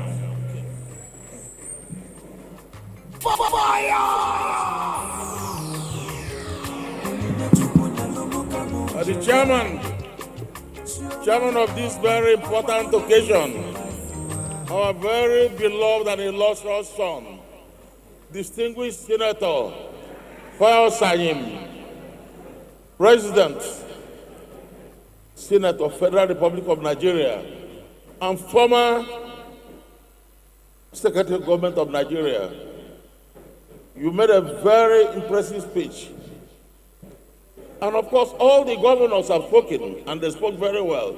They form part of the materials for the resource people to make up their final decision. Time is not in our favor. I have a written, very brief speech written, but I can't read it. I'll tell my people, I'll rest on protocol. I've seen Obi of Onitsha and other traditional rulers. I've seen my bishop. My bishop is here, Bishop Onohan, and the other bishops are all here. So please, I rest of myself on protocol. I stand here as the President General of Igbos, as the leader of Igbos, to say welcome to everybody, especially those of you who have traveled from outside Igbo land to join us. My first duty is to say thank you to our governors, under the leadership of Hope Uzodimma, who is the chairman of the governors.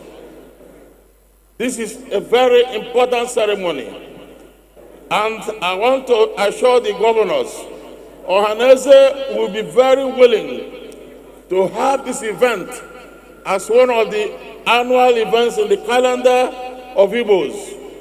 I will forward it to Obi of Onitsha. Obi of Onitsha is the chairman of a committee that we hope will look at our culture, tradition, and drop a new calendar for Igbos. So I want to tell our governors that we are not going to leave this without that. Now, this is a summit on development and security. I will only summarize. In security, I have very painfully examined what has been happening in Igbo land and other parts of Nigeria for the past 2 years. I have been in tears most of the time. As a leader of Igbos, every Igbo person is my son or my daughter. If you are a leader, you must lead good people. You must lead bad people. I accept the fact that among Igbos I lead, they are not all angels. It's my duty as a father to take steps to ensure that bloodshed is stopped. Tomorrow, when I address our people on the Igbo Day ceremony, I will make a proclamation, and I'm going to say that all these young people should sheathe their sword. They must come to us, the elders, and tell us what their problem is. And I'm going to appeal to the government to think of non-kinetic approach. I don't feel happy losing the life of my children. I don't feel happy when soldiers are killed in reprisal, many people are killed, property is destroyed. Even if you use Air Force, when a bomb is thrown, bomb doesn't know who is an insurgent. It kill everybody. So we have found ourselves in a difficult position, and I think we must consider seriously the non-kinetic approach. Number two, is not only pursuing the criminals. Why are they criminals? Why are they criminals? You must stop the cause. First of all, the economic condition in Nigeria is bad. Everybody knows that very well. I am very glad. I am very proud of the governors of Southeast. All the Southeast governors have started a program of creating jobs, creating employment, of youth development. I am very happy. I'm very happy with this. I think federal government should support the Southeast governments and Ohaneze Ndigbo in a program of completely transforming the economy of this place in order to create jobs, in order to produce goods and services. So they will help us. We thank the federal government for the dredging of Uguta Lake, which Governor of Imo State have initiated. We also in Ohaneze, when I went to America, many Igbos there are interested in dredging Azumini in dredging Ihiala and Okija. So apart from Uguta, we could get assuming a seaport there, a seaport around Ihiala. We are trading people. If we have this, our place will turn from this type of crisis to heaven everywhere. Number two, we have our people are traders, commercial people. We have in Ohaneze decided to encourage the development of markets. In fact, one of our sons have already finalized arrangement to develop an international market at Umuahia. An international market, Umuahia in Abia State. It's going to be on 200 hectares of land. It's fantastic. And when that is done, most of our people who live in Igbo land to other places will now have markets to trade. There is a group also that is working on a megacity between between Okigwe and Enugu. We are working on it. We hope to discuss this with the governors forum at appropriate time. There are so many things we are planning. A lot of things we hope when we plan them, things will be all right. But we think federal government will support the governors. That is, support them financially, support them on the projects they're carrying, so that you could have job opportunities. Once you have job opportunities, that will help to reduce all this crime. I don't want to talk so much because we have been here for too long. I want to thank Chris Anyanwu and his team. I want to thank all of you. May God bless you. Thank you.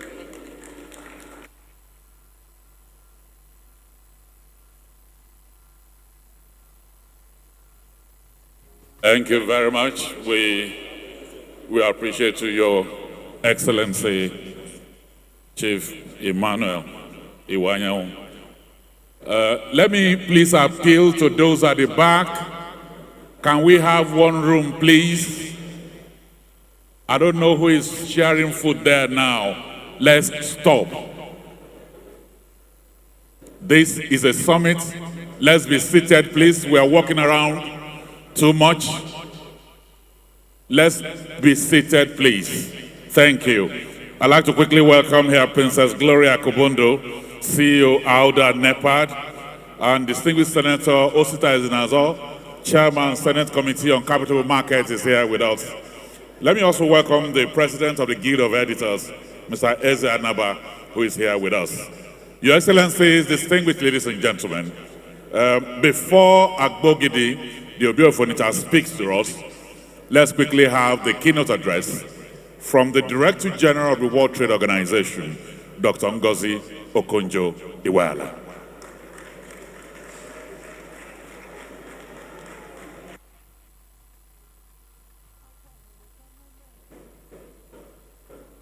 Please, let's be a bit quiet at the back, please.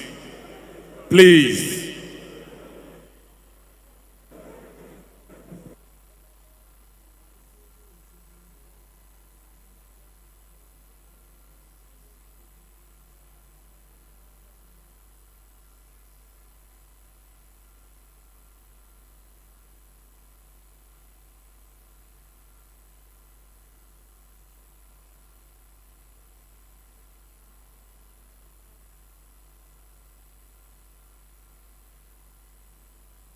Protocols observed.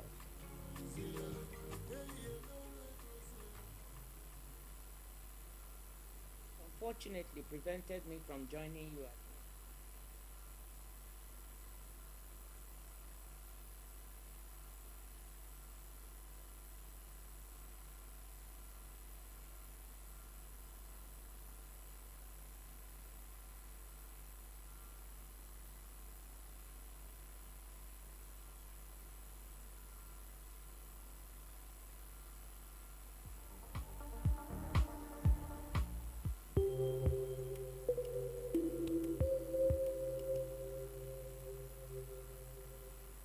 Excellencies, governors, my dear brothers, honorable ministers here present, our royal fathers, our leaders in Ohaneze Ndigbo, ladies and gentlemen, all protocols observed.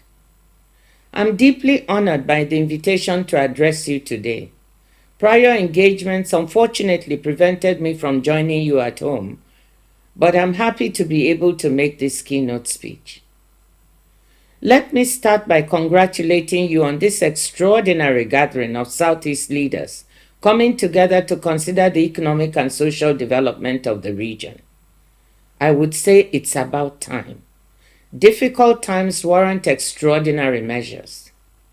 Nigeria is going through tough economic times in a context in which the world is in crisis and uncertainties, whilst at the same time changing rapidly. If today's initiative or gathering succeeds and delivers concrete results, then I hope it will be the start of a journey to improve the lives of the more than 23 million people who live in Abia, Anambra, Ebonyi, and Enugu and Imo states. And it could do much more than that. I'm convinced that a re-dynamized Southeast has the potential to become a beacon of development, good governance, and stability in our country. A re-dynamized Southeast can give our young men and women hope and make them feel part of the changing, digitizing world. It will minimize their desire to undertake dangerous journeys in the Sahara Desert or Mediterranean Sea. But to give hope, we must grapple with and fully own our own problems whilst looking to the many available solutions. The Southeast has so many talents and opportunities, and I think we can plan how to exploit them all to the benefit of the region and its people. On our challenges, I'm sure you expect me to mention the big gaps in infrastructure and services. Yes, that is a challenge, and we'll come to that. But I don't think it is our biggest challenge. Our biggest challenge in the Southeast is ourselves. Allow me to speak frankly. We have too often been our own worst enemies. We have allowed ourselves to be divided. We've lost focus and lost sight of our biggest assets, namely a sense of community and mutual support. We no longer have solidarity. Instead, we have fragmented as a people, and that has made us forget how to work with each other. We don't support each other. Instead, we attack and undermine each other. We're too individualistic, and individualism can be good, but not when we need to come together as one to enable us deliver. But there's a bright side to this challenge. If our big problem is ourselves, it means that the solutions also lie in our hands. If we can build a sense of common purpose and cohesion, we can solve the other problems. To do this, we need to exercise joint leadership, and that is precisely why it is so important that you're taking this step today. Our other big challenge is security. This has arisen partly from our fragmentation. Insecurity in our region is sending the wrong signals about whether one can invest in the Southeast. I want to commend the governors on the recent progress on this front, including mobilizing the NSA and the federal government to assist. The lesson for us is clear. You cannot have development without security, and you cannot have security without development. And to have both, you need good governance. Sustained growth and development are impossible amid repeated sit-at-home orders from one or the other group. To take this region forward, the security problem needs to be solved. The federal government is obviously an important player here, but there is much to be done at the state level, and that is why I commend your leadership as our governors. I hope that the relative calm returning will become the norm. We also have to admit that the governance of our states can be stronger and deliver more. After all, we are Ndigbo, and we should hold ourselves to a higher standard that delivers more for our people. In that context, it is important to pay attention to our fiscal performance. There's a very good report on the state of states by the CSO organization called Budget that ranks all 36 states in terms of various aspects of fiscal performance: dependence on FAC allocation, growth of internally generated revenue, spending on capital projects versus recurrent expenditures, level of indebtedness, etc. The 2022 edition of the report shows that while our states are not doing too badly compared to others on many of these indicators, in fact, Ebonyi ranks consistently among the top 10 in all the indicators, while Anambra ranks among the top 10 in 3 of the indicators. But our states are not doing too well either. We need to do better on internally generated revenue. We need to keep our borrowing down and improve our capital expenditures. Governors, state legislators, and local government chairs must continuously ask themselves, are we using our FAC allocation wisely, transparently, and effectively? Can we generate more revenue internally, and how do we do it while still motivating our productive sectors and factors? Are we taking on too much debt? Are we even spending the amounts borrowed effectively? What can we do to improve our spending on capital projects? Keeping these questions constantly in your mind, something I did when I was a finance minister at the federal level, helps ensure that state and local government monies are channeled in directions that truly deliver for people. We know that one of the biggest challenges that we have is infrastructure. We alluded to that earlier. Specifically, access to electricity and good roads are vital to future progress. People will say that is largely a federal government responsibility. And yes, to a great extent this is true. But there is much the states can do. We have federal roads and we have state roads. The federal government has privatized electricity generation and distribution, yet things have not really improved as much as we would like because of discontinuities in the system. But I see this privatization as an opportunity Southeasterners can seize to improve the situation in the region. One of our foremost citizens, Professor Naji, has already shown what one man's ingenuity and drive can do. He may not have got it all right, but he has shown how we can try to solve some of our problems in the power sector. Now that the world is moving to renewables because of climate change, we also have the opportunity to move to off-grid solar solutions for our rural areas, while still looking to see how we use our gas for urban and industrial purposes. The Rockefeller Foundation in New York, together with some partners, is working on solar and battery storage solutions that can attack energy poverty in developing countries. They are looking at working in Nigeria. Can we attract them to the Southeast? Let me dwell on a few other opportunities we can seize to develop economic activity in the region. Our biggest resource in the Southeast is our human resources. Ndigbo di entrepreneurial. Anyị ma alụ ọlụ. Anyị ma ịzụ afịa. Some of the biggest entrepreneurs and industrialists in Nigeria are Igbos. Many micro, medium, and small enterprises that thrive in Nigeria, West Africa, and elsewhere are run by Ndigbo. Have you ever been to the market in Niger, Burkina Faso, Cameroon? I have. And these places are full of enterprising Ndigbo. Then I ask myself, why is the Southeast looking so shabby? Why is our wealth and industry, apart from Aba and Nnewi, not so visible here in the region? How can we harness this entrepreneurship even better at home? Beyond Innocent, our wonderful brother, and a few others, can we get the several billionaires we have to invest more in the Southeast so that we can create decent jobs for our young people right here? Can we get beyond our individual beautiful mansions in our villages to make our Ndigbo lovable and livable? How can we have an apprenticeship model that a scholar recently described as, quote, the largest business incubator platform in the world, with apprentices emerging with skills, experience, and also startup capital, close quote, and still see our young people desperate on the streets of Onitsha, Lagos, and every small and large city in between? I want to suggest right away that we convene a Southeast Investment Forum, not for people from outside the region or abroad, but for our own Igbo business people. In this forum, We should examine what is blocking greater investment in the Southeast region and what we can do to lift these blockages. Only after this should we do a Southeast Investment Forum where we can attract outside foreign investors. Let me use this occasion to also let you know that yes, there are investors that can be attracted.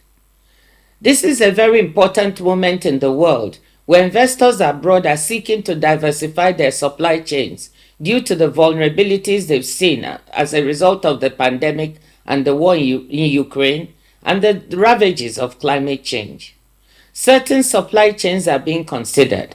Pharmaceuticals, for example, fertilizer, labor-intensive industries, and yes, technology.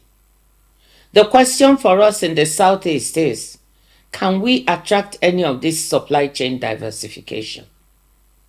Technology is where the world is moving to. Artificial intelligence is what the world is talking about now, and it is exploding.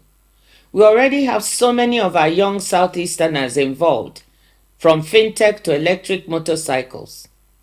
From where I sit at the WTO, we can see that technology and digital are critical. The fastest growing segment of trade is digital trade, especially digitally driven services trade. When I talk about digitally driven services trade, this means anything from streaming music and movie services to delivering accounting and backup medical services. Digitally delivered services trade is growing at 8% per annum compared to 5.6% for goods trade. We have the human resources, the trained professionals to benefit from digitally delivered services trade. We also have the creative industries, film and music, centered in Onitsha and elsewhere, that can become part of this trade.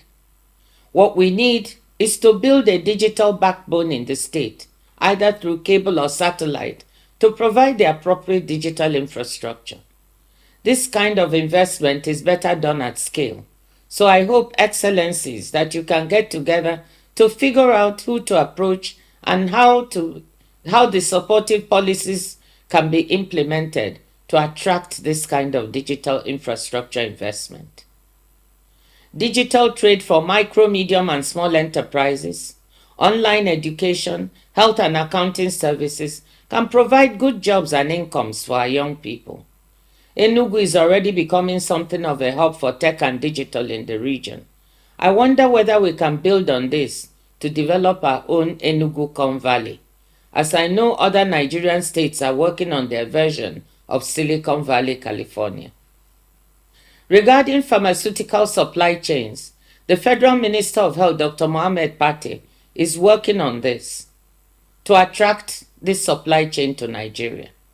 I suggest that as a region, you approach him to see if you can work together to attract vaccines, therapeutics, or diagnostics manufacturing facilities here to the Southeast.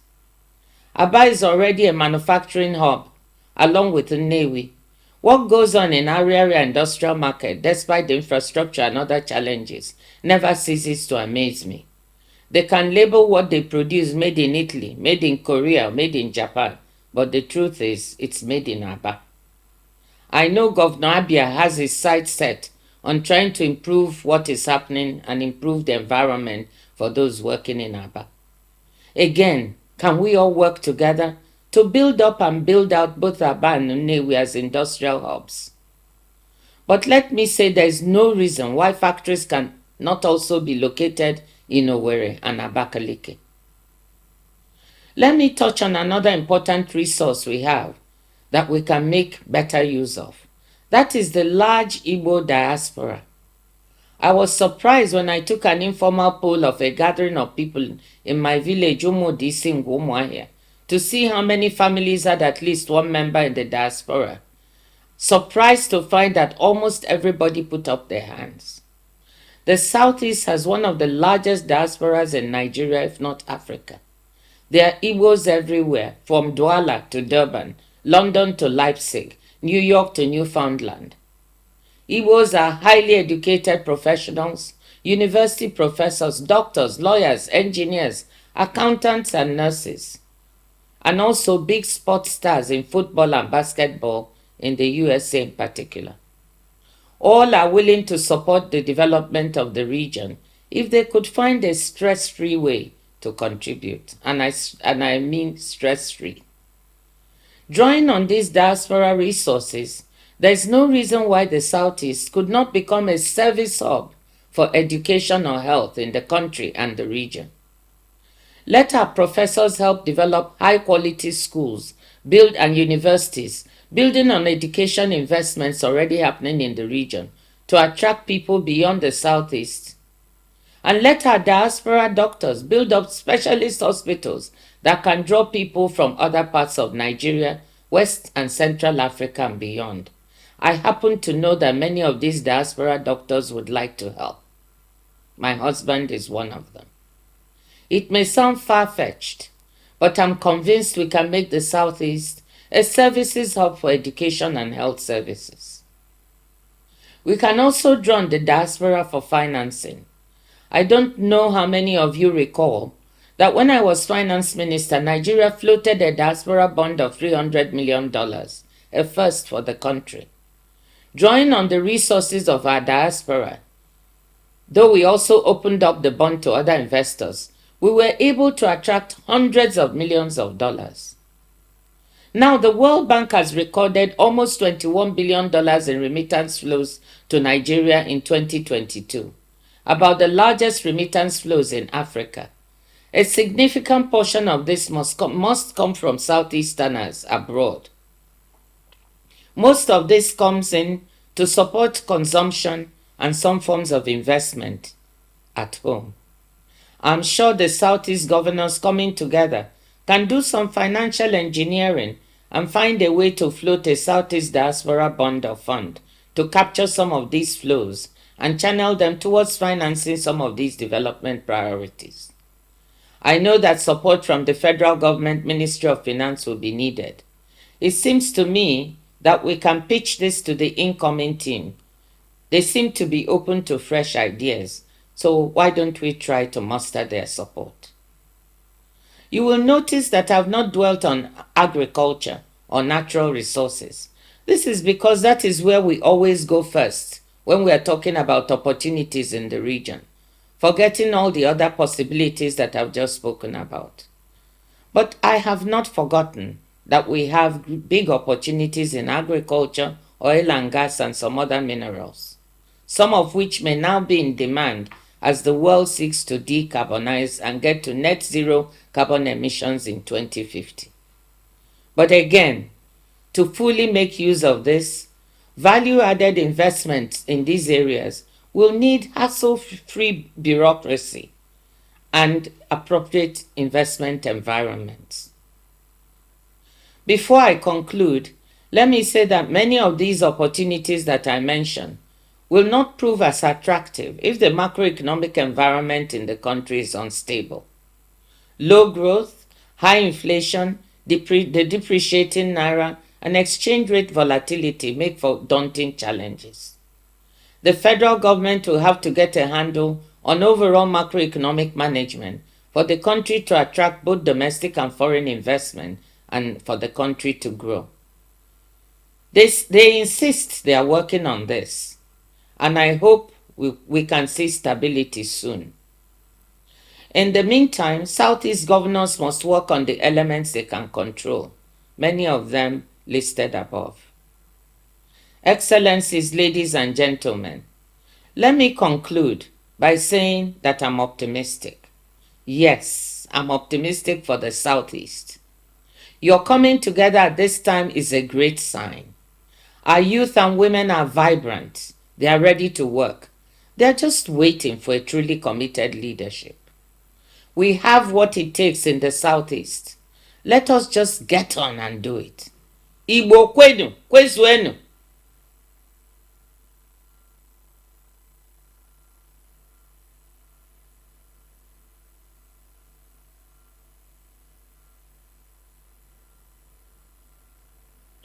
A befitting standing ovation and another resounding applause for Nigeria's finest, the Director General of the World Trade Organization, WTO, Dr. Ngozi Okonjo-Iweala, on that thought-provoking and homegrown keynote address. And we move on swiftly now because we deserve to have some royal blessings because we've been here since earlier today. Let us welcome for his remarks, Royal Father of the Day, Diobi of Onitsha, His Royal Majesty, Abogidi, Alfred Nnemeka Achebe, Commander of the Federal Republic, Kanyituanya Abogidi. Tufi Abogidi, Tuzuonye Abogidi, Dikon Abagote Abogidi.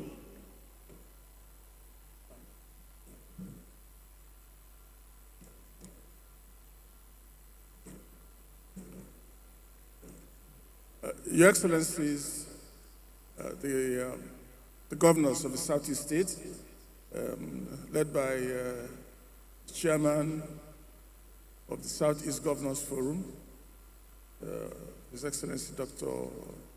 Senator Hope Uzodimma, and his colleagues that are here and those who are not here. The Chairman of the occasion, and for the benefit of time, I'll stand on established protocols. Ndị Igwe na ndị ụkọchukwu a na-ekene unu. Mmadụ niile, ndị ụmụ nwoke igwe egwe no, ndị ụmụ nwaanyị ọmụọmụ no. On behalf of the joint body of the Southeast Council of Traditional Rulers and the representatives of the Igbo archbishops and bishops on peace and reconciliation, which we normally call the joint body for brevity, I express sincere appreciation to the Southeast Governors Forum for organizing this summit. The joint body came into existence in 2021 to engender peace and reconciliation based on justice and equity as foundation for progress and development in Igbo. If you take your mind back to 2021, Malku Utu Oborosiwe Dioga, that brought us together. The timing of this summit could not be more urgent with the threats against Ndigbo at unprecedented levels since the Nigerian Civil War. We're never more in danger than we are today in Nigeria. The imperatives for a clear vision for Ndigbo cannot be overstated, and I think our governors have made it very, very clear in their addresses at this moment that the country is at a dangerous crossroads. The national economy is in tatters, and internal security is getting worse every day. In the Southeast, we have the aftermath of the last general elections, the complex and protracted security situation involving kidnappers, political thugs, state and non-state actors, all masquerading as unknown gunmen, as well as the economic strangulation of the zone arising from the insecurity and the ill-advised sit-at-home protest that has cost Ndigbo incalculable losses in finances and, tragically, properties and lives. Onitsha, as a commercial city, is seriously affected in this regard, just like Aba, Owerri, Enugu, and other major cities in Anambra State, in the Southeast. It is therefore of utmost urgency that we set our own overarching agenda, Ndigbo, our own overarching agenda that is above partisanship and shared by all stakeholders. And I think many of the speakers have talked about that today. With the joint body, we started with immediate issues of regional security, We worked on the release of Mazi Nnamdi Kanu from detention and the elections in Ndigbo. And then we shifted attention to medium and longer term issues that confront Ndigbo. We considered 3 broad issues for immediate intervention, namely strategic economic development, organized regional security, and the rebirth of the Igbo nation through revisiting and repositioning our values. All the statements today have focused, obviously, on the economy and security, because that's the theme. But the third element, which we believe is even more fundamental, is the need to reset our values. The greatest existential threat to Ndigbo may invariably be argued to be the continuing erosion and perversion of our traditional values of truth, love, compassion, patience, restraint, modesty, intellectual and professional rigor, Ibambo, Ichuchu, mutual support, family, and an abiding pursuit of peace and goodwill towards all. Because I Bundi, Ojembe Nwilo, we're all over the place. We're itinerant people. The joint body has taken immediate steps on a journey that will transform the lives of Ndigbo, starting from the cradle.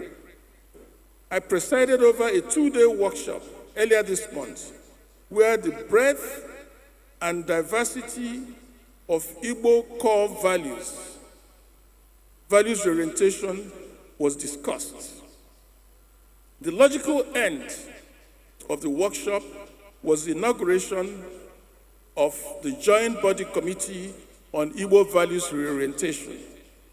The committee will develop a blueprint that will be presented to a cross-section of Ndigbo stakeholders in multiple colloquia for them to support and give agreement on a program and timeline for implementation. It's a long-term project, but we cannot run away from it. The joint body is pleased that the agenda for this summit completely dovetails with its own vision for Ndigbo and complements and completes the tripod of the economy, the security, and our core values. The last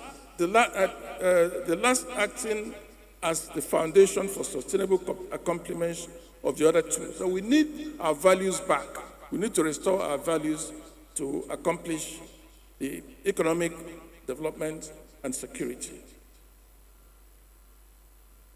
We are pleased also that several members of the joint body have been involved in the preparatory work for this summit. And this is very, very welcome synergy in the interest of Ndigbo. And finally, I urge all present to ensure the success of this very crucial summit on the search for sustainable solutions to the security and economic challenge of our homeland based on the restoration of our core values. Thank you very much.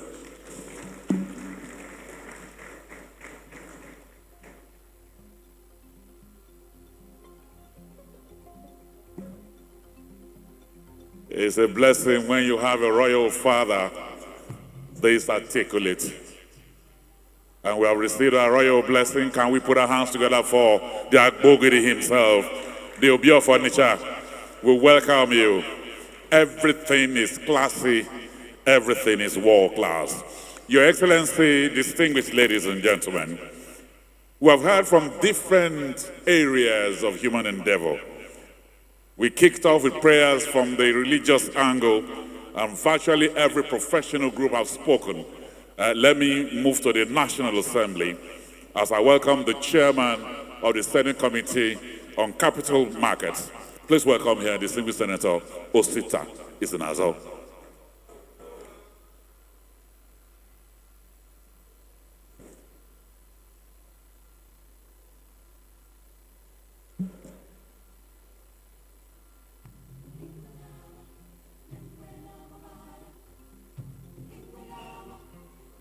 You're welcome.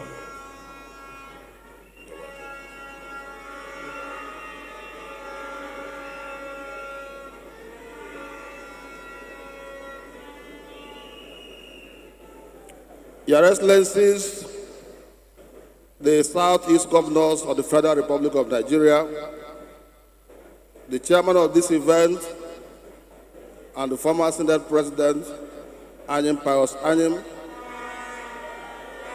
the President General of Ohaneze Ndigbo, let me respectfully observe all protocols.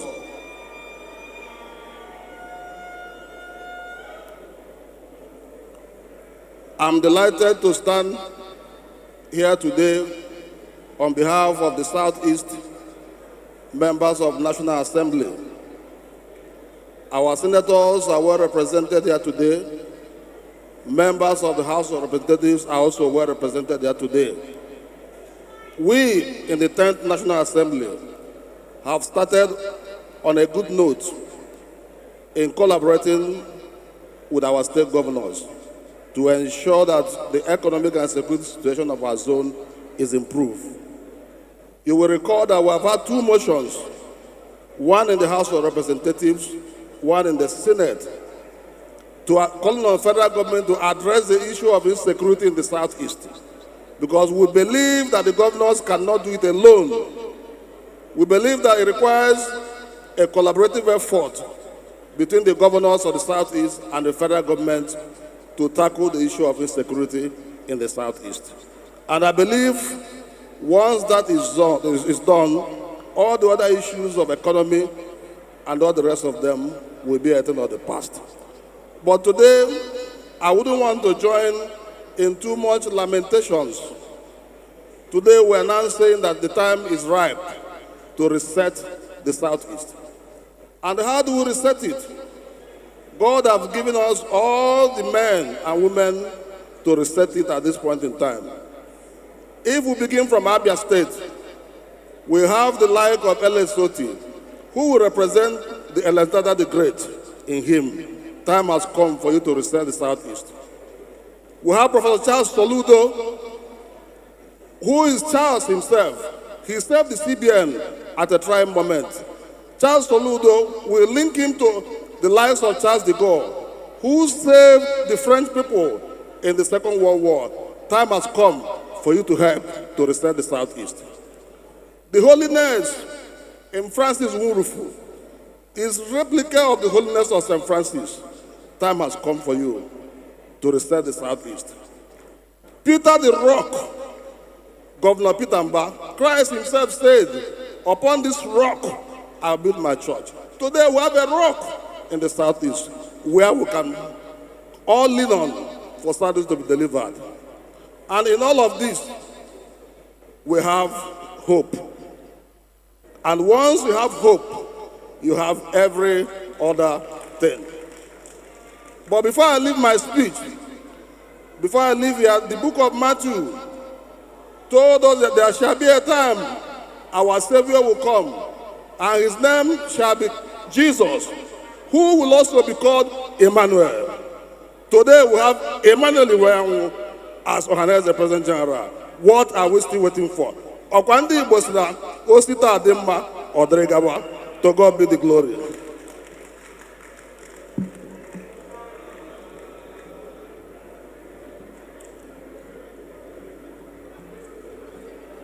Thank you so much. And now we're moving on. Please, a resounding round of applause. Thank you for that thought-provoking remark.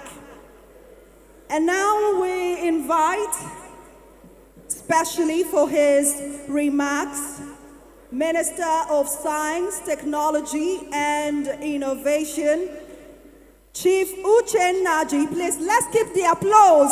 Let's give him a resounding applause as he comes up for his short remark.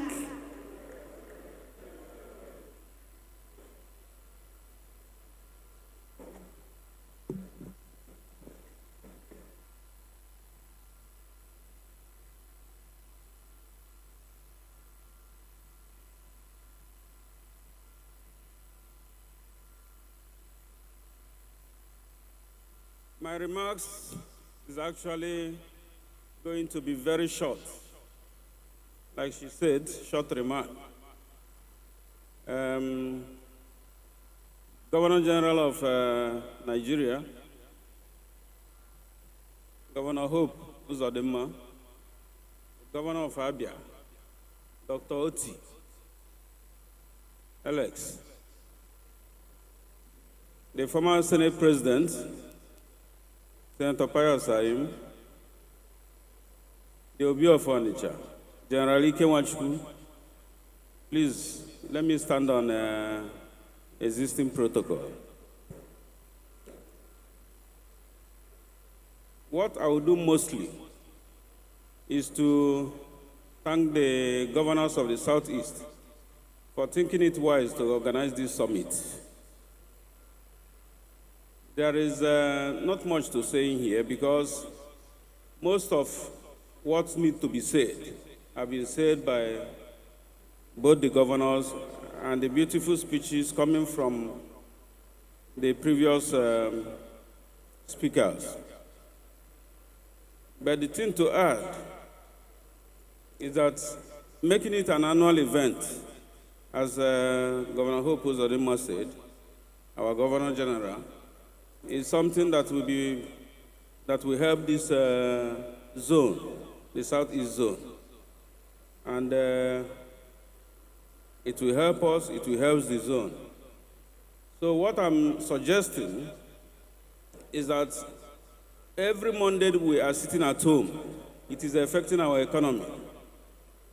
The amount of money we are losing, both in trading and in services, is enormous. So everything should be done to even placate all the people involved in the problem of sit at home, to bring them together, to make sure that this issue of sitting at home for very active people like the Southeast stops. Also, this forum, I'm using it to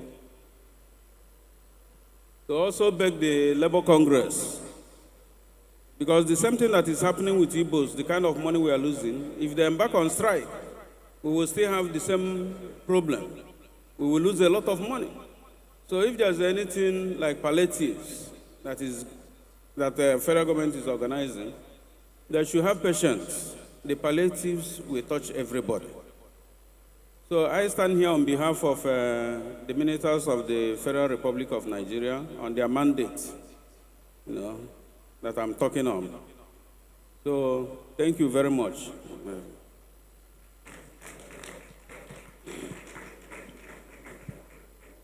Thank you very much, Honorable Minister for Science, Technology, and Innovation.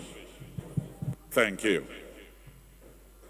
Your Excellencies, distinguished ladies and gentlemen, like I said, it's every sector in the Southeast that is coming here to speak. Next is a man that represents the digital revolution in Nigeria. Even when Africa was analog, he was ahead of his time with Zynox, making us very digital.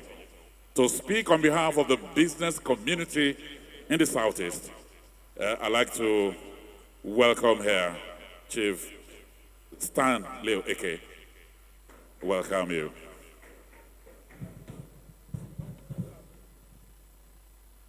Thank you, my brother. Your Excellencies,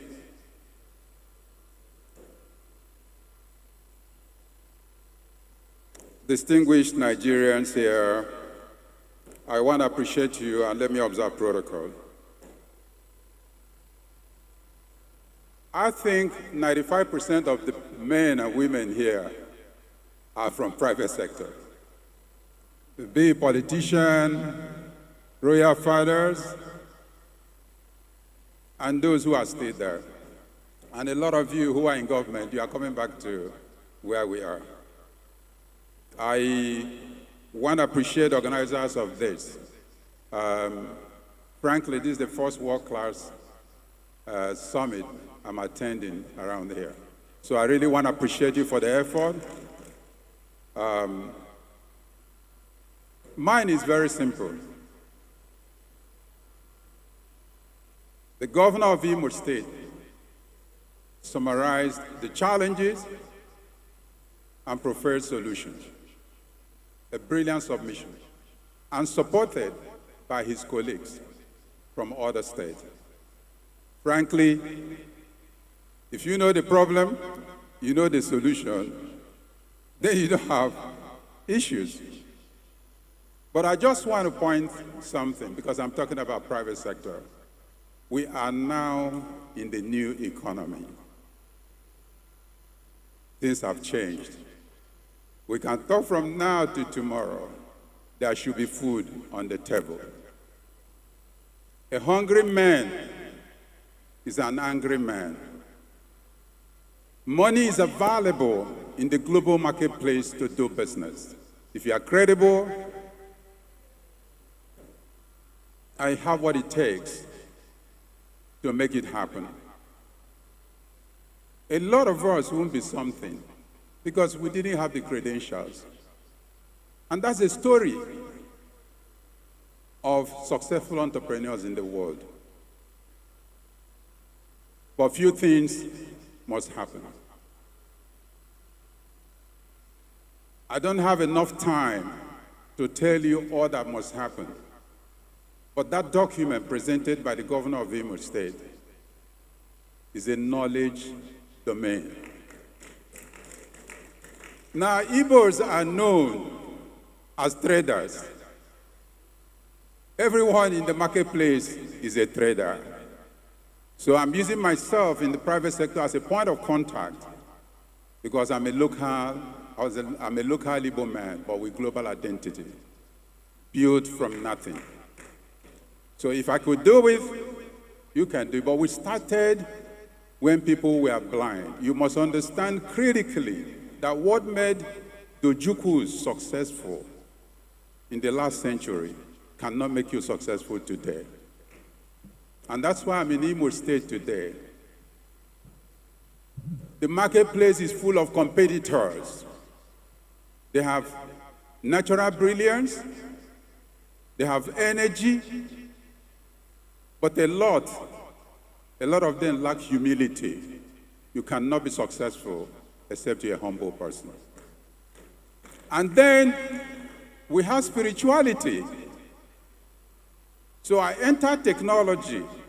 Because I'm an Igbo man, I didn't want any person to say I'm lying, because in technology, it does not lie. That's why I'm in the business. And frankly, I think, this is my own first suggestion, I have offices across Igbo land. I even built a 2-story building, brand new, in Onitsha main market. And the federal government is trying. His Excellency knows, and all of them know, in fact, I called all of them before. The federal government is putting wireless cloud in every market, big market in Igbo land. I'm doing it, I recommended it. They awarded the contract and they paid. So why that introduction is to create a knowledge, freedom to succeed, in summary. Things have changed. We must prioritize our investments. It has nothing to do with where you come from. I'm an Igbo man. I've done projects in Iraq, in Libya, in Guinea-Bissau, in Dubai, in Gambia, and I did election in Nigeria. And I'm doing the census. I supply the whole equipment. You can fight, but this is the best time for the Igbo men and women with intelligence to succeed. That's why I call it a new economy. Your father, who your father was or is irrelevant. What happened yesterday in Imo, when I entered the stadium, I nearly wept. And what I said there came from my mind. The governors, you hold the ace. I didn't know it could happen in this state. While I was here, she can be a witness, I have people coming here to tell me I employ their children. I don't know them because they are qualified. Some of them made first class. If your child is brilliant, I will help. Yesterday, I called some VCs to get admission for some of the kids here.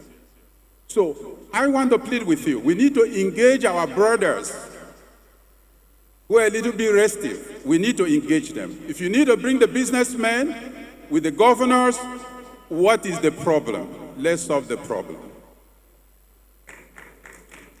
And the governors, you have the capacity. I'm not a politician like you people know.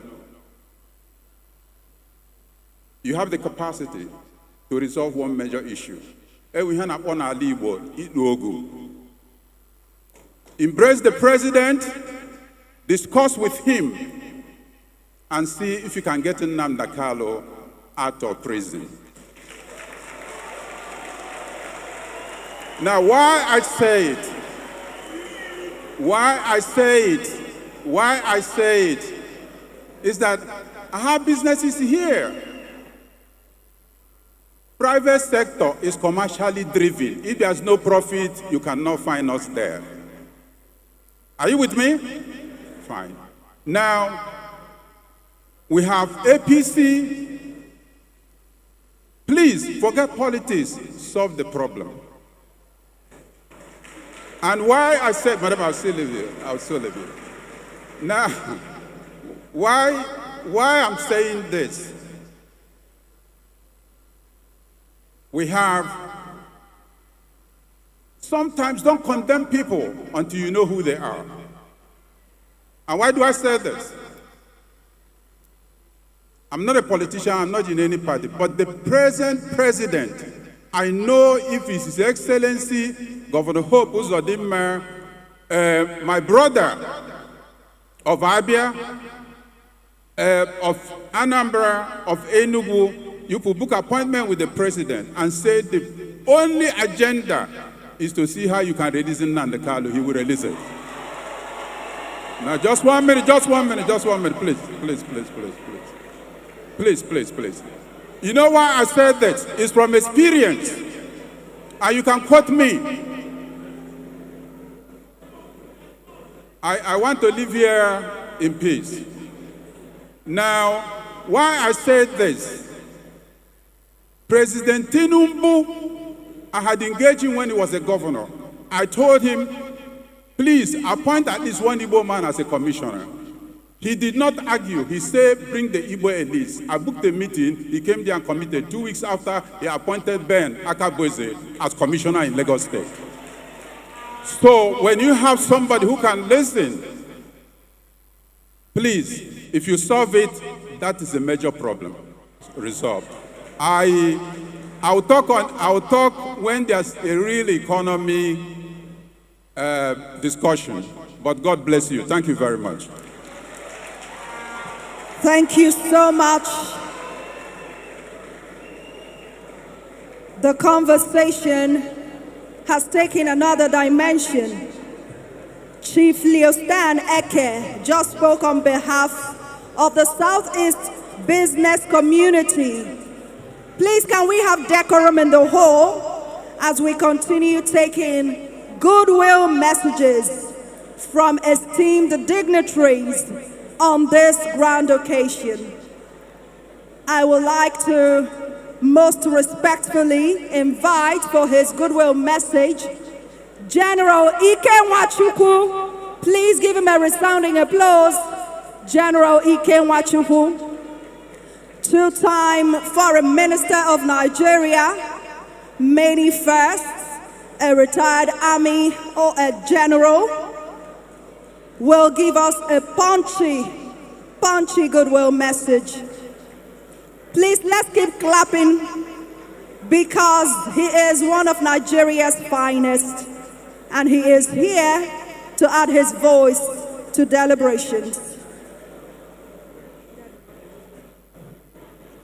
Your Excellencies, governors of the Southeastern state,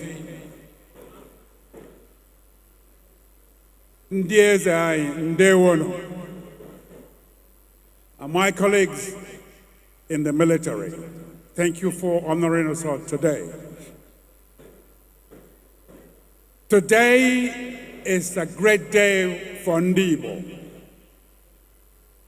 But because for the first time in recent history, we have our 5 governors agreeing to work together for a common cause.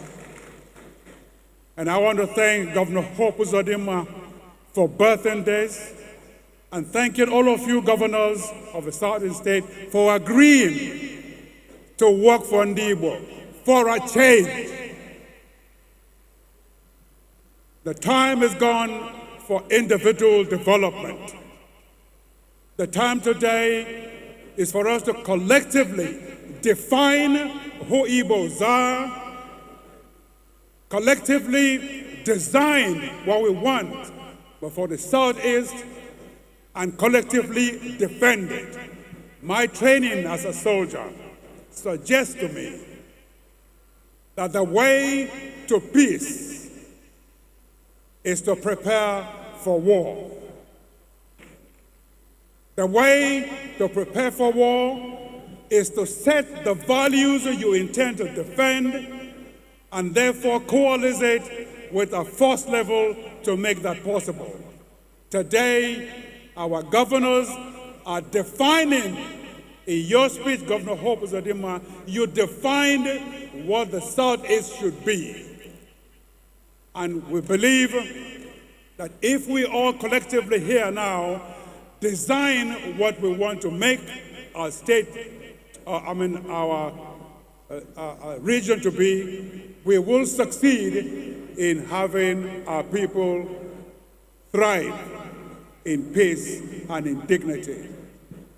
Lastly, it is time for the Southeast governors to think of designing 4 or 5 superhighways from the east to the south and the west from the north to the south and from east to west. How do you do it? You can make the design, and every state will build their own section, and in no time, the entire Southeast will be highly developed. I recall going to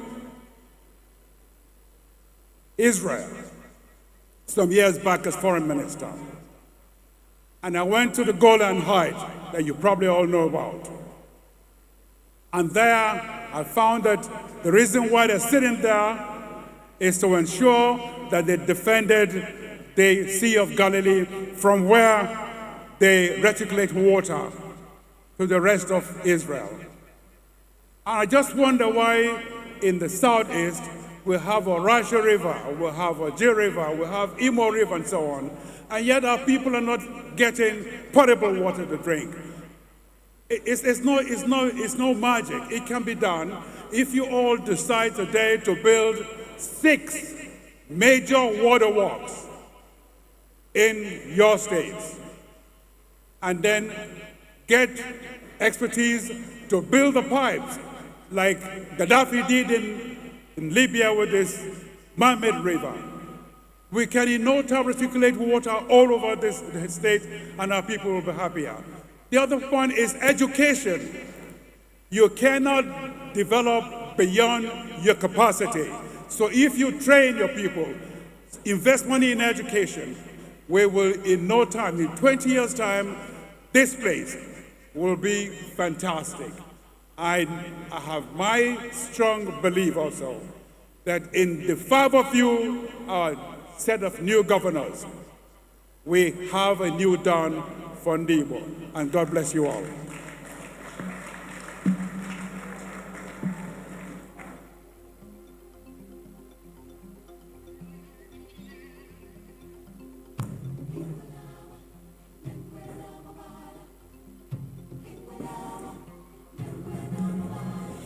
Thank you very much, General Ike Nwachukwu.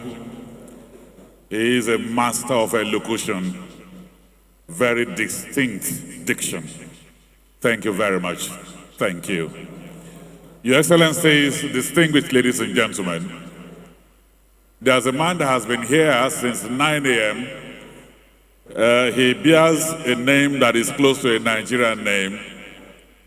He is the country representative of UNIDO in Nigeria, and a man that is deeply, deeply in love with Nigeria. Mr. Jean Bakole will be stepping forward now for his goodwill message. Please. Your goodwill message. Do you have any goodwill message?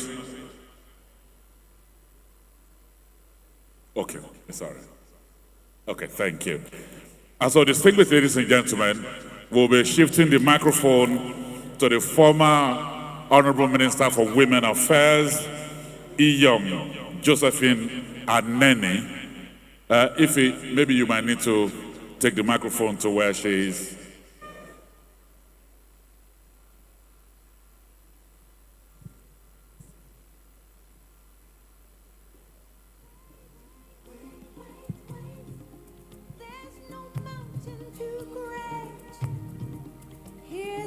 She will be speaking on behalf of Southeast women.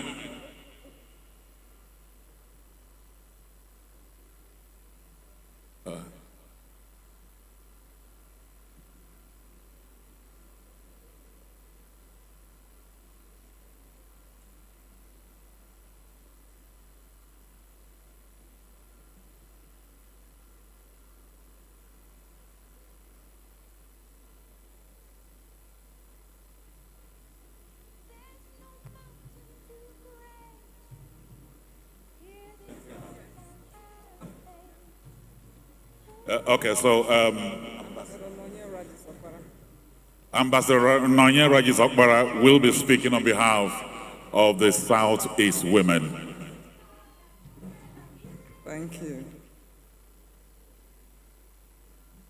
Good afternoon. Your Excellency, I'm going to be standing on existing protocol. Iyom Josephine Anene was supposed to be speaking on behalf of the Southeast women, but she had to leave early for another engagement in Enugu. So I'm going to stand in her place. It's a long speech, so I'm not going to go through the speech because we have long spent our time. But on behalf of the women, what she's trying to convey to the leadership of the Southeast and His Excellencies who are well represented here is that the women of the Southeast, we are nurturers, we are mothers, we are helpmates, and we're here to convey our support, our undivided loyalty to our men, to our father, to the leaders. And we want to say to our people, election is over. We should put our differences aside. This is the time for governance. This is the interest of the Southeast. We are not here to take sides, whether it's your party is party B or party A, but as mother, that we are 100% supporting what our Southeast governors are here to do. It's a clarion call, and I want to also use the opportunity to say, please, for the sake of the Southeast, we are actually special gift to this country called Nigeria. I want to beg everyone on behalf of the women on the Southeast mothers that please let's put our differences and join hands with Imo State, Abia State, Enugu State, Ebonyi State, and Anambra State to build the Southeast of our collective aspiration and dreams to make it a safe place. This conference is about security, it's about economy, and we are the economic hub of this nation. Let's take our rightful place in the nation of this country, in our nation called Nigeria. We want to thank our governors for coming together for the first time. We have amiable governors from the Southeast whom we're very proud of. We are just going to say to you, our dear governors, the women, we're here to support you. We are grateful that you have come together, irrespective of political aspirations, to fight together. The power of the fight for the South is the soul, because the economy and the security is the soul of Southeast. We're very grateful that you have come together to make sure that Southeast is one safe for our collective hope aspiration. On behalf of the Southeast women, I want to thank our Iron Lady, who is the chair I mean, it's not surprising that she is the chair of this great occasion. Senator Christy Anyanwu, as the woman, on behalf of the women, we want to thank you for organizing an amiable and a wonderful conference. Thank you and God bless you.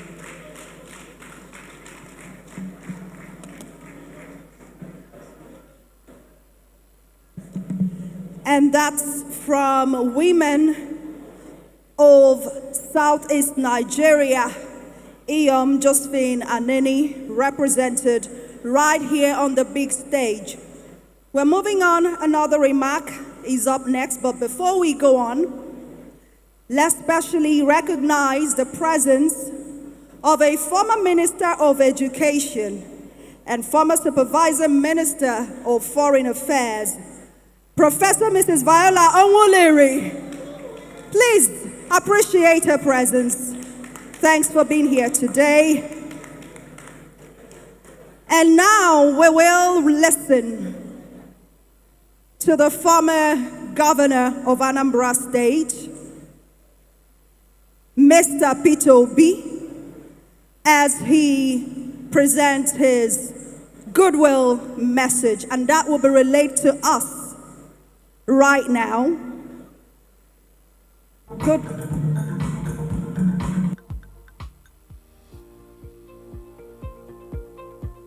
Your Excellencies, the governors of the Southeast states, the President General and leadership of Ohaneze Ndigbo worldwide, our elder statesmen, Ndieze, my lords, our spiritual leaders, our mothers and youths, I bring you special greetings on the occasion of the Southeast Summit on Security and Economy.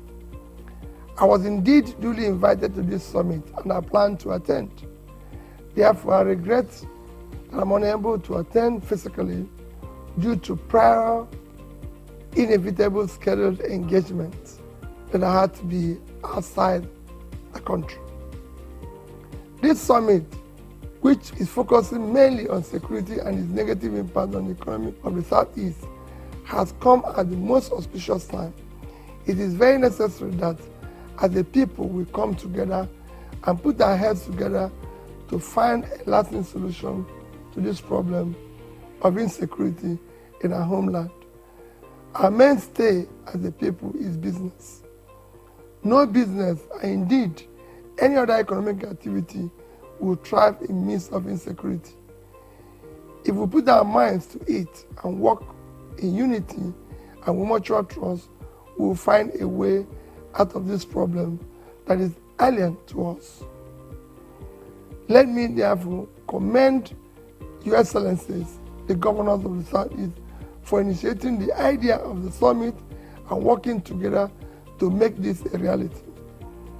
Let me urge everyone at this summit and those of us who are not able to attend in person to speak up, contribute ideas, offer suggestions, and be part of the initiative or actions that will be agreed upon at this summit to bring an end to the problem of insecurity in our region. I pray that God Almighty will guide us, grant us the wisdom, strength, and courage to take the necessary steps to end insecurity in our own land, so that we can continue to work with our God-given talents and energy to restore peace, tranquility, prosperity in the Southeast, and indeed our dear country, Nigeria. I wish you fruitful deliberations, and may God continue to bless all of you.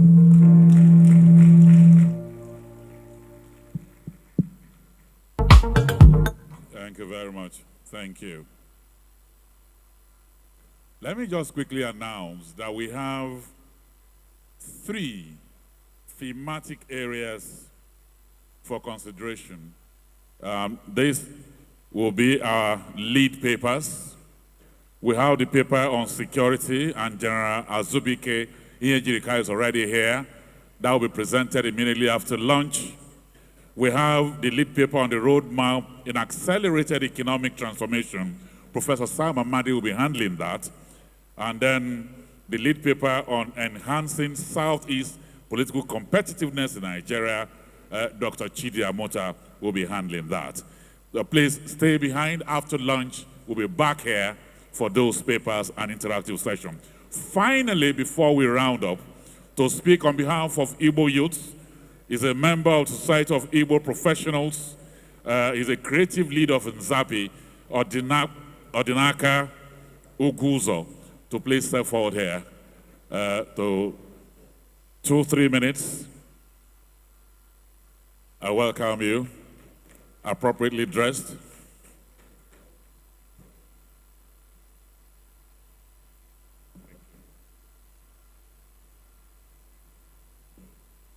Good afternoon, ladies and gentlemen. Your Excellencies, Ndingwem, Ekenemun, for once of time, permit me to stand on already existing protocols.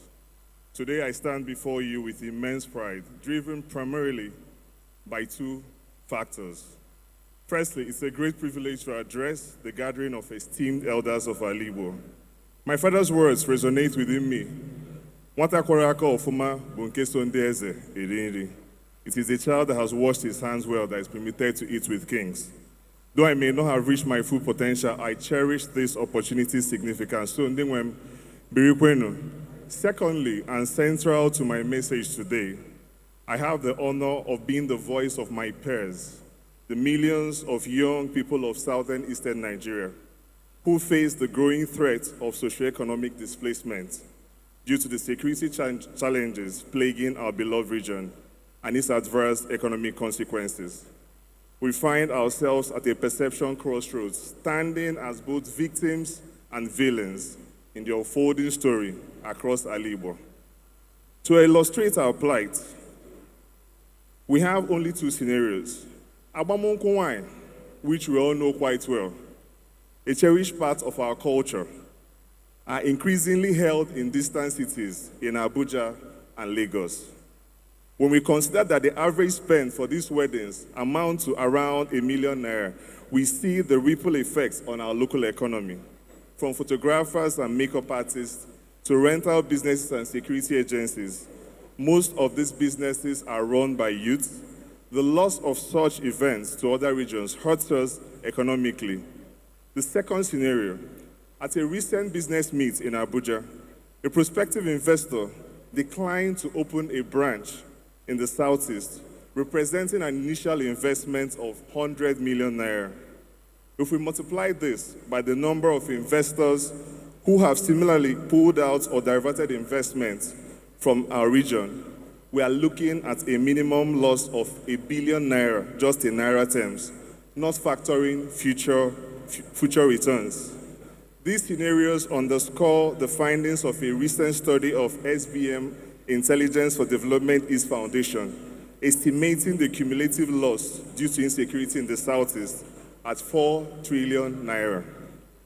Beyond immediate effects, we witness families relocating to safer climes, primarily orchestrated by young people who often lack the coping mechanisms to handle the associated shocks and uncertainty attributable to insecurity.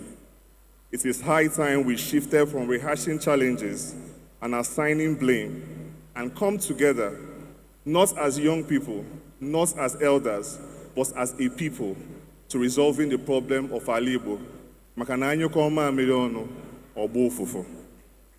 It is against this backdrop, and having listened to the speeches of our honorable governors, that we must applaud the efforts of the state governments in funding security outfits.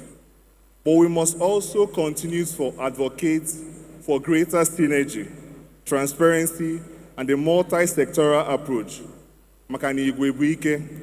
We can no longer afford to have our states run as independent units. We have to keep emphasizing what Honorable Senator Panyasanyim said, that we have to look at ourselves as a region and not as individual parts. And until then, we have to look at Aba and say that we do not need to build another port in Aba or build another airport in the next state if we can collaborate and leverage comparative advantage to minimize the losses that we keep accumulating as a result of trying to replicate investments across each state. We should also review, by way of recommendation, I wish to state that One of the things that I have learned as a child listening to my elders here today is that we have people that know the solution to our challenges. We do not have a problem with coming up with solutions, but what we sometimes lack is the grace and the goodwill to not only implement, but to drive these solutions beyond one term or beyond one administration. And as young people, we are saying that we can no longer afford to watch these things happen. So we plead to our elders, our governors, and leaders of industry to see how we can leverage long-term planning to advance the solutions that we already have and the solutions that will be advanced during this summit.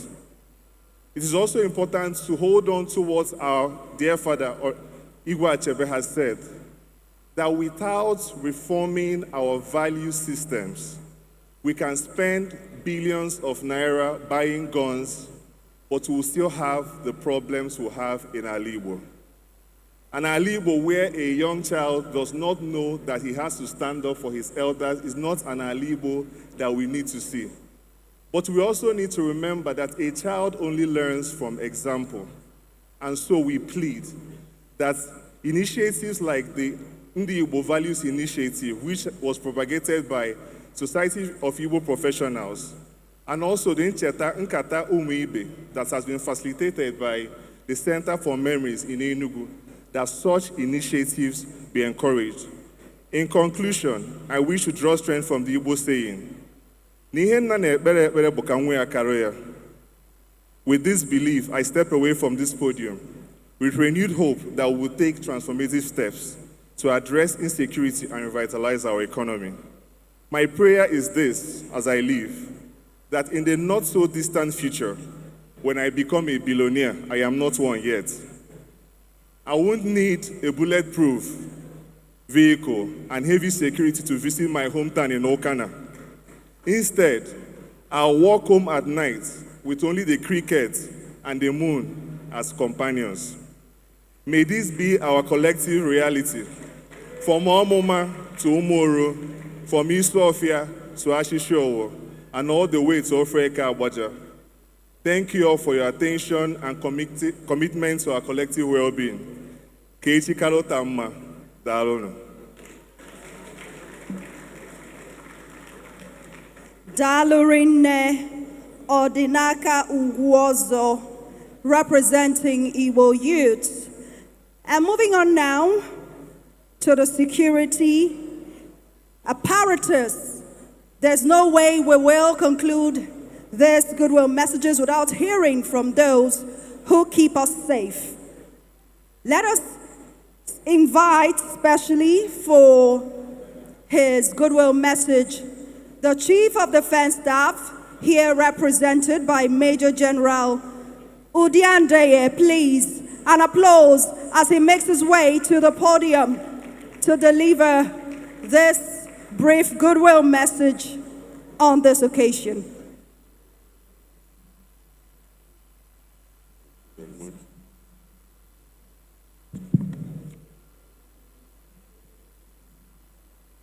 Your Excellencies, our hosts, Governor and other governors of the Southeast Geopolitical Zone, our royal fathers,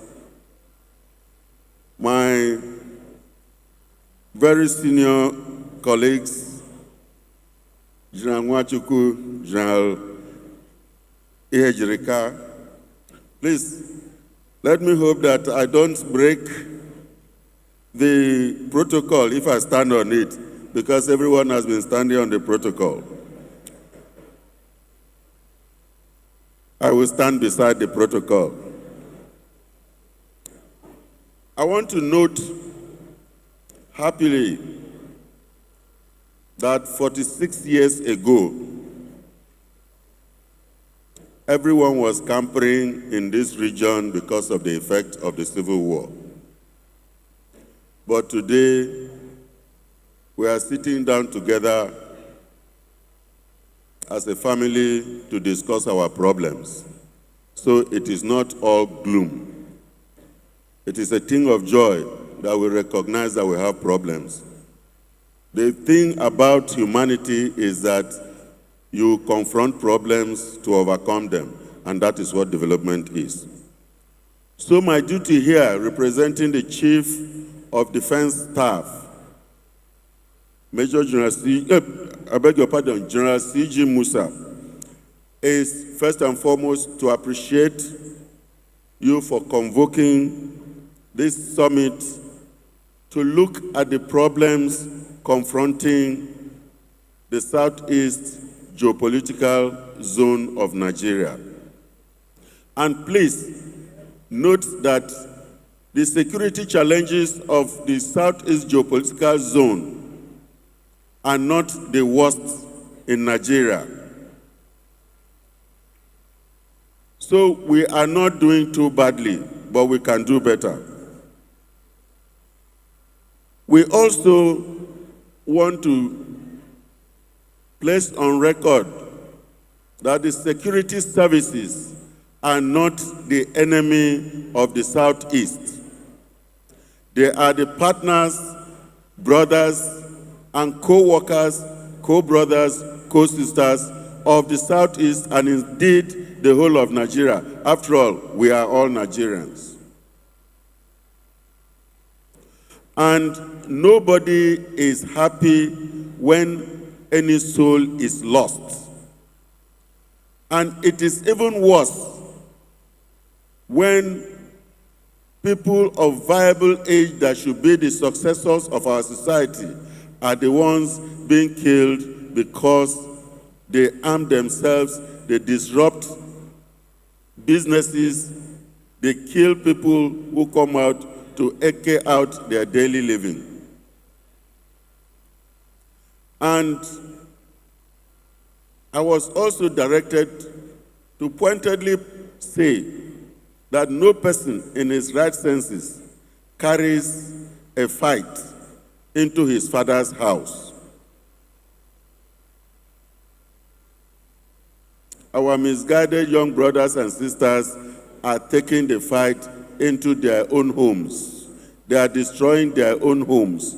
They are destroying the economy of the Southeast. But the final appeal is that getting a solution to the problems of this region cannot and will not be obtained through violence. And there is no section, no war that has ever ended through internal wars that have been ended through the victory from arms. You must discuss, you must negotiate, you must find an intrinsic solution that is agreeable to all parties. We stand as an armed force of Nigeria to support the people of Nigeria to find that peaceful solution to the challenge of insecurity in our land. Count us as partners in progress. Count us as people who are willing to secure and stand strong. We will not be cowed by some people on the social media. That must be noted. And there is no amount of social engineering on the social media that will stop the fact that the majority of Nigerians who come from the Southeast want peace, and they want to go about their individual businesses in peace and want to be let alone in a secure environment to conduct their daily living. So I want to conclude by thanking you, Your Excellency, sir, our fathers, our royal fathers here, for taking time to invite us to come and express our solidarity, our goodwill, and most of all, our support and strength behind you, that as long as you are seeking peace and development, the federal government of Nigeria under President Tinubu, and in fact the armed forces of Nigeria, stand strong behind you and will support you always, sir. Thank you and God bless, sir. Thank you very much. Again, I want to announce very quickly that after this final goodwill message from the representative of the NSA, we will break for lunch for 30 minutes. And then when we come back, we'll deliver 3 major papers. One on security by General Azubike Ihejirika, the other on the roadmap to accelerated economic development or transformation by Professor Sam Amadi, and the third paper on enhancing Southeast political competitiveness in Nigeria by Dr. Chidi Amota. That will be immediately after lunch, which will last for 30 minutes. But for tomorrow, because this is a 2-day summit, we'll have the syndicate sections. The first syndicate section on security will be holding at the Regency Event Center. The second one on the economy will hold on the E-Way Event Center opposite First Bank, Port Harcourt Road. And then the third area on the political competitiveness will be holding at the Hot FM premises. Those are the syndicate sessions for tomorrow. But right now, let me invite here Major General Oke Ugo, retired, representing Malam Nuhu Ribadu, NSA, for his 2 minutes goodwill message.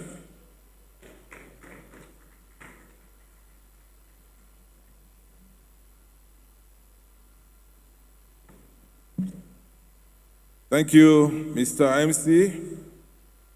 Your Excellencies, let me particularly recognize my own governor, Senator Hope Uzodimma, Governor of Imo State, and all other governors here present. You're highly recognized. For want of time, let me please again stand. It will not break. I'll stand on the existing protocol. I am Major General Oke Ugo, retired. I am representing the National Security Advisor here today. I am the Southeast Zonal Coordinator of the National Center for the Control of Small Arms and Light Weapons.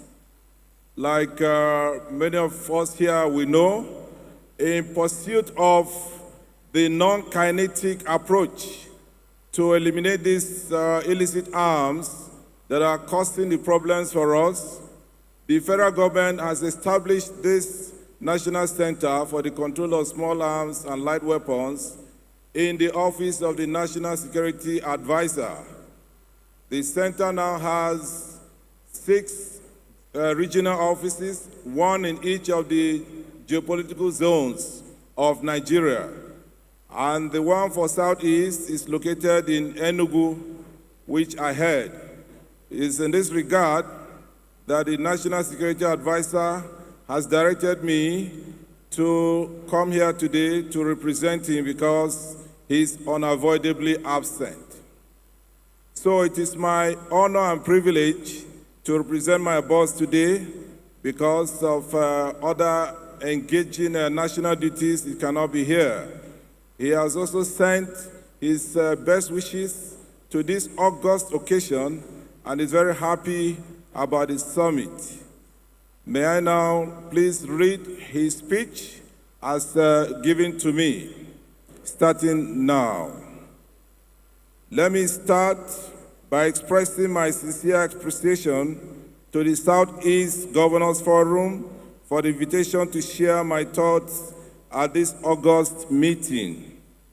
Indeed, this opportunity could not have come at a better time, considering the various emerging security challenges confronting the Southeast zone and indeed the entire nation. This summit is expedient as it affords us the opportunity to discuss pertinent security issues affecting the Southeast zone. The summit also provides a veritable platform for all stakeholders to strengthen existing ties and build a path of progress for the Nigerian people. As you are all aware, we are at a period where the Southeast and the entire nation are faced with daunting and multifaceted security threats. This is coupled with the impact of recent economic downturn and stiff competition of dwindling national resources, among others. There is therefore no gainsaying that we must devise measures to bridge all obstacles that could hinder the advancement of our common objectives and create the enabling environment for a prosperous future for our citizenry. I therefore have no doubt that our interaction during this summit shall elucidate actionable ideas that will undoubtedly set the stage for us to achieve the desired objectives. The Office of the National Security Advisor, on its part, will continue to explore new ways and means of enhancing collaboration with all stakeholders in the Southeast to effectively checkmate security threats and set conditions for a stable and prosperous environment for the good people of our region and the nation at large. The Office of the National Security Advisor will also remain resolute in contributing its quota to the collective responsibility of enhancing national security and economic well-being of the people of the Southeast Zone and the nation at large. Let me once again thank Your Excellencies for inviting me to this summit. I appreciate you for your continuous efforts and dedication to providing support to the various security agencies and other stakeholders in the region. I also commend you for working assiduously to make the summit a reality. Your great strides of providing a platform for progressive development of the people of the Southeast and beyond is worthy of emulation. I also wish to use this opportunity to appreciate the President, Commander-in-Chief of the Armed Forces of the Federal Republic of Nigeria, President Ahmed Bola Tinubu, GCFR, for all the support he has been giving to the Office of the National Security Advisor and to the people of the Southeast region and to the nation at large. I thank Your Excellencies once again for making this auspicious gathering a reality. There is no gainsaying that we shall forge new paths to guarantee our cohesiveness and resolve in moving this great nation forward. Once more, I thank you for the invitation and wish you all fruitful deliberations. God bless us all. Thank you very much. Your Excellencies, distinguished ladies and gentlemen, I must say, really, it's been a long day, and I will say thank you to the governors of Abia and Imo State for being marathoners. You are not doing 100 meters, but you are doing marathon here with us. Thank you. So it's exactly 4 p.m. We'll have 30 minutes break for lunch. We'll come back here to take those thematic papers. Shall we have our lunch now? Thank you very much. Yes, thank you.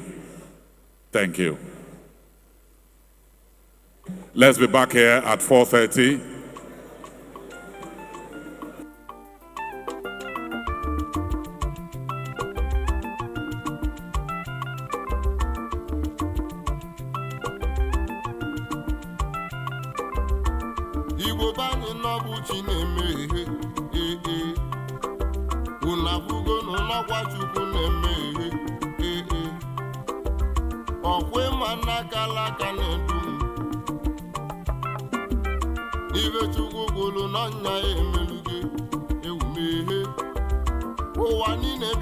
Solomon, can you take a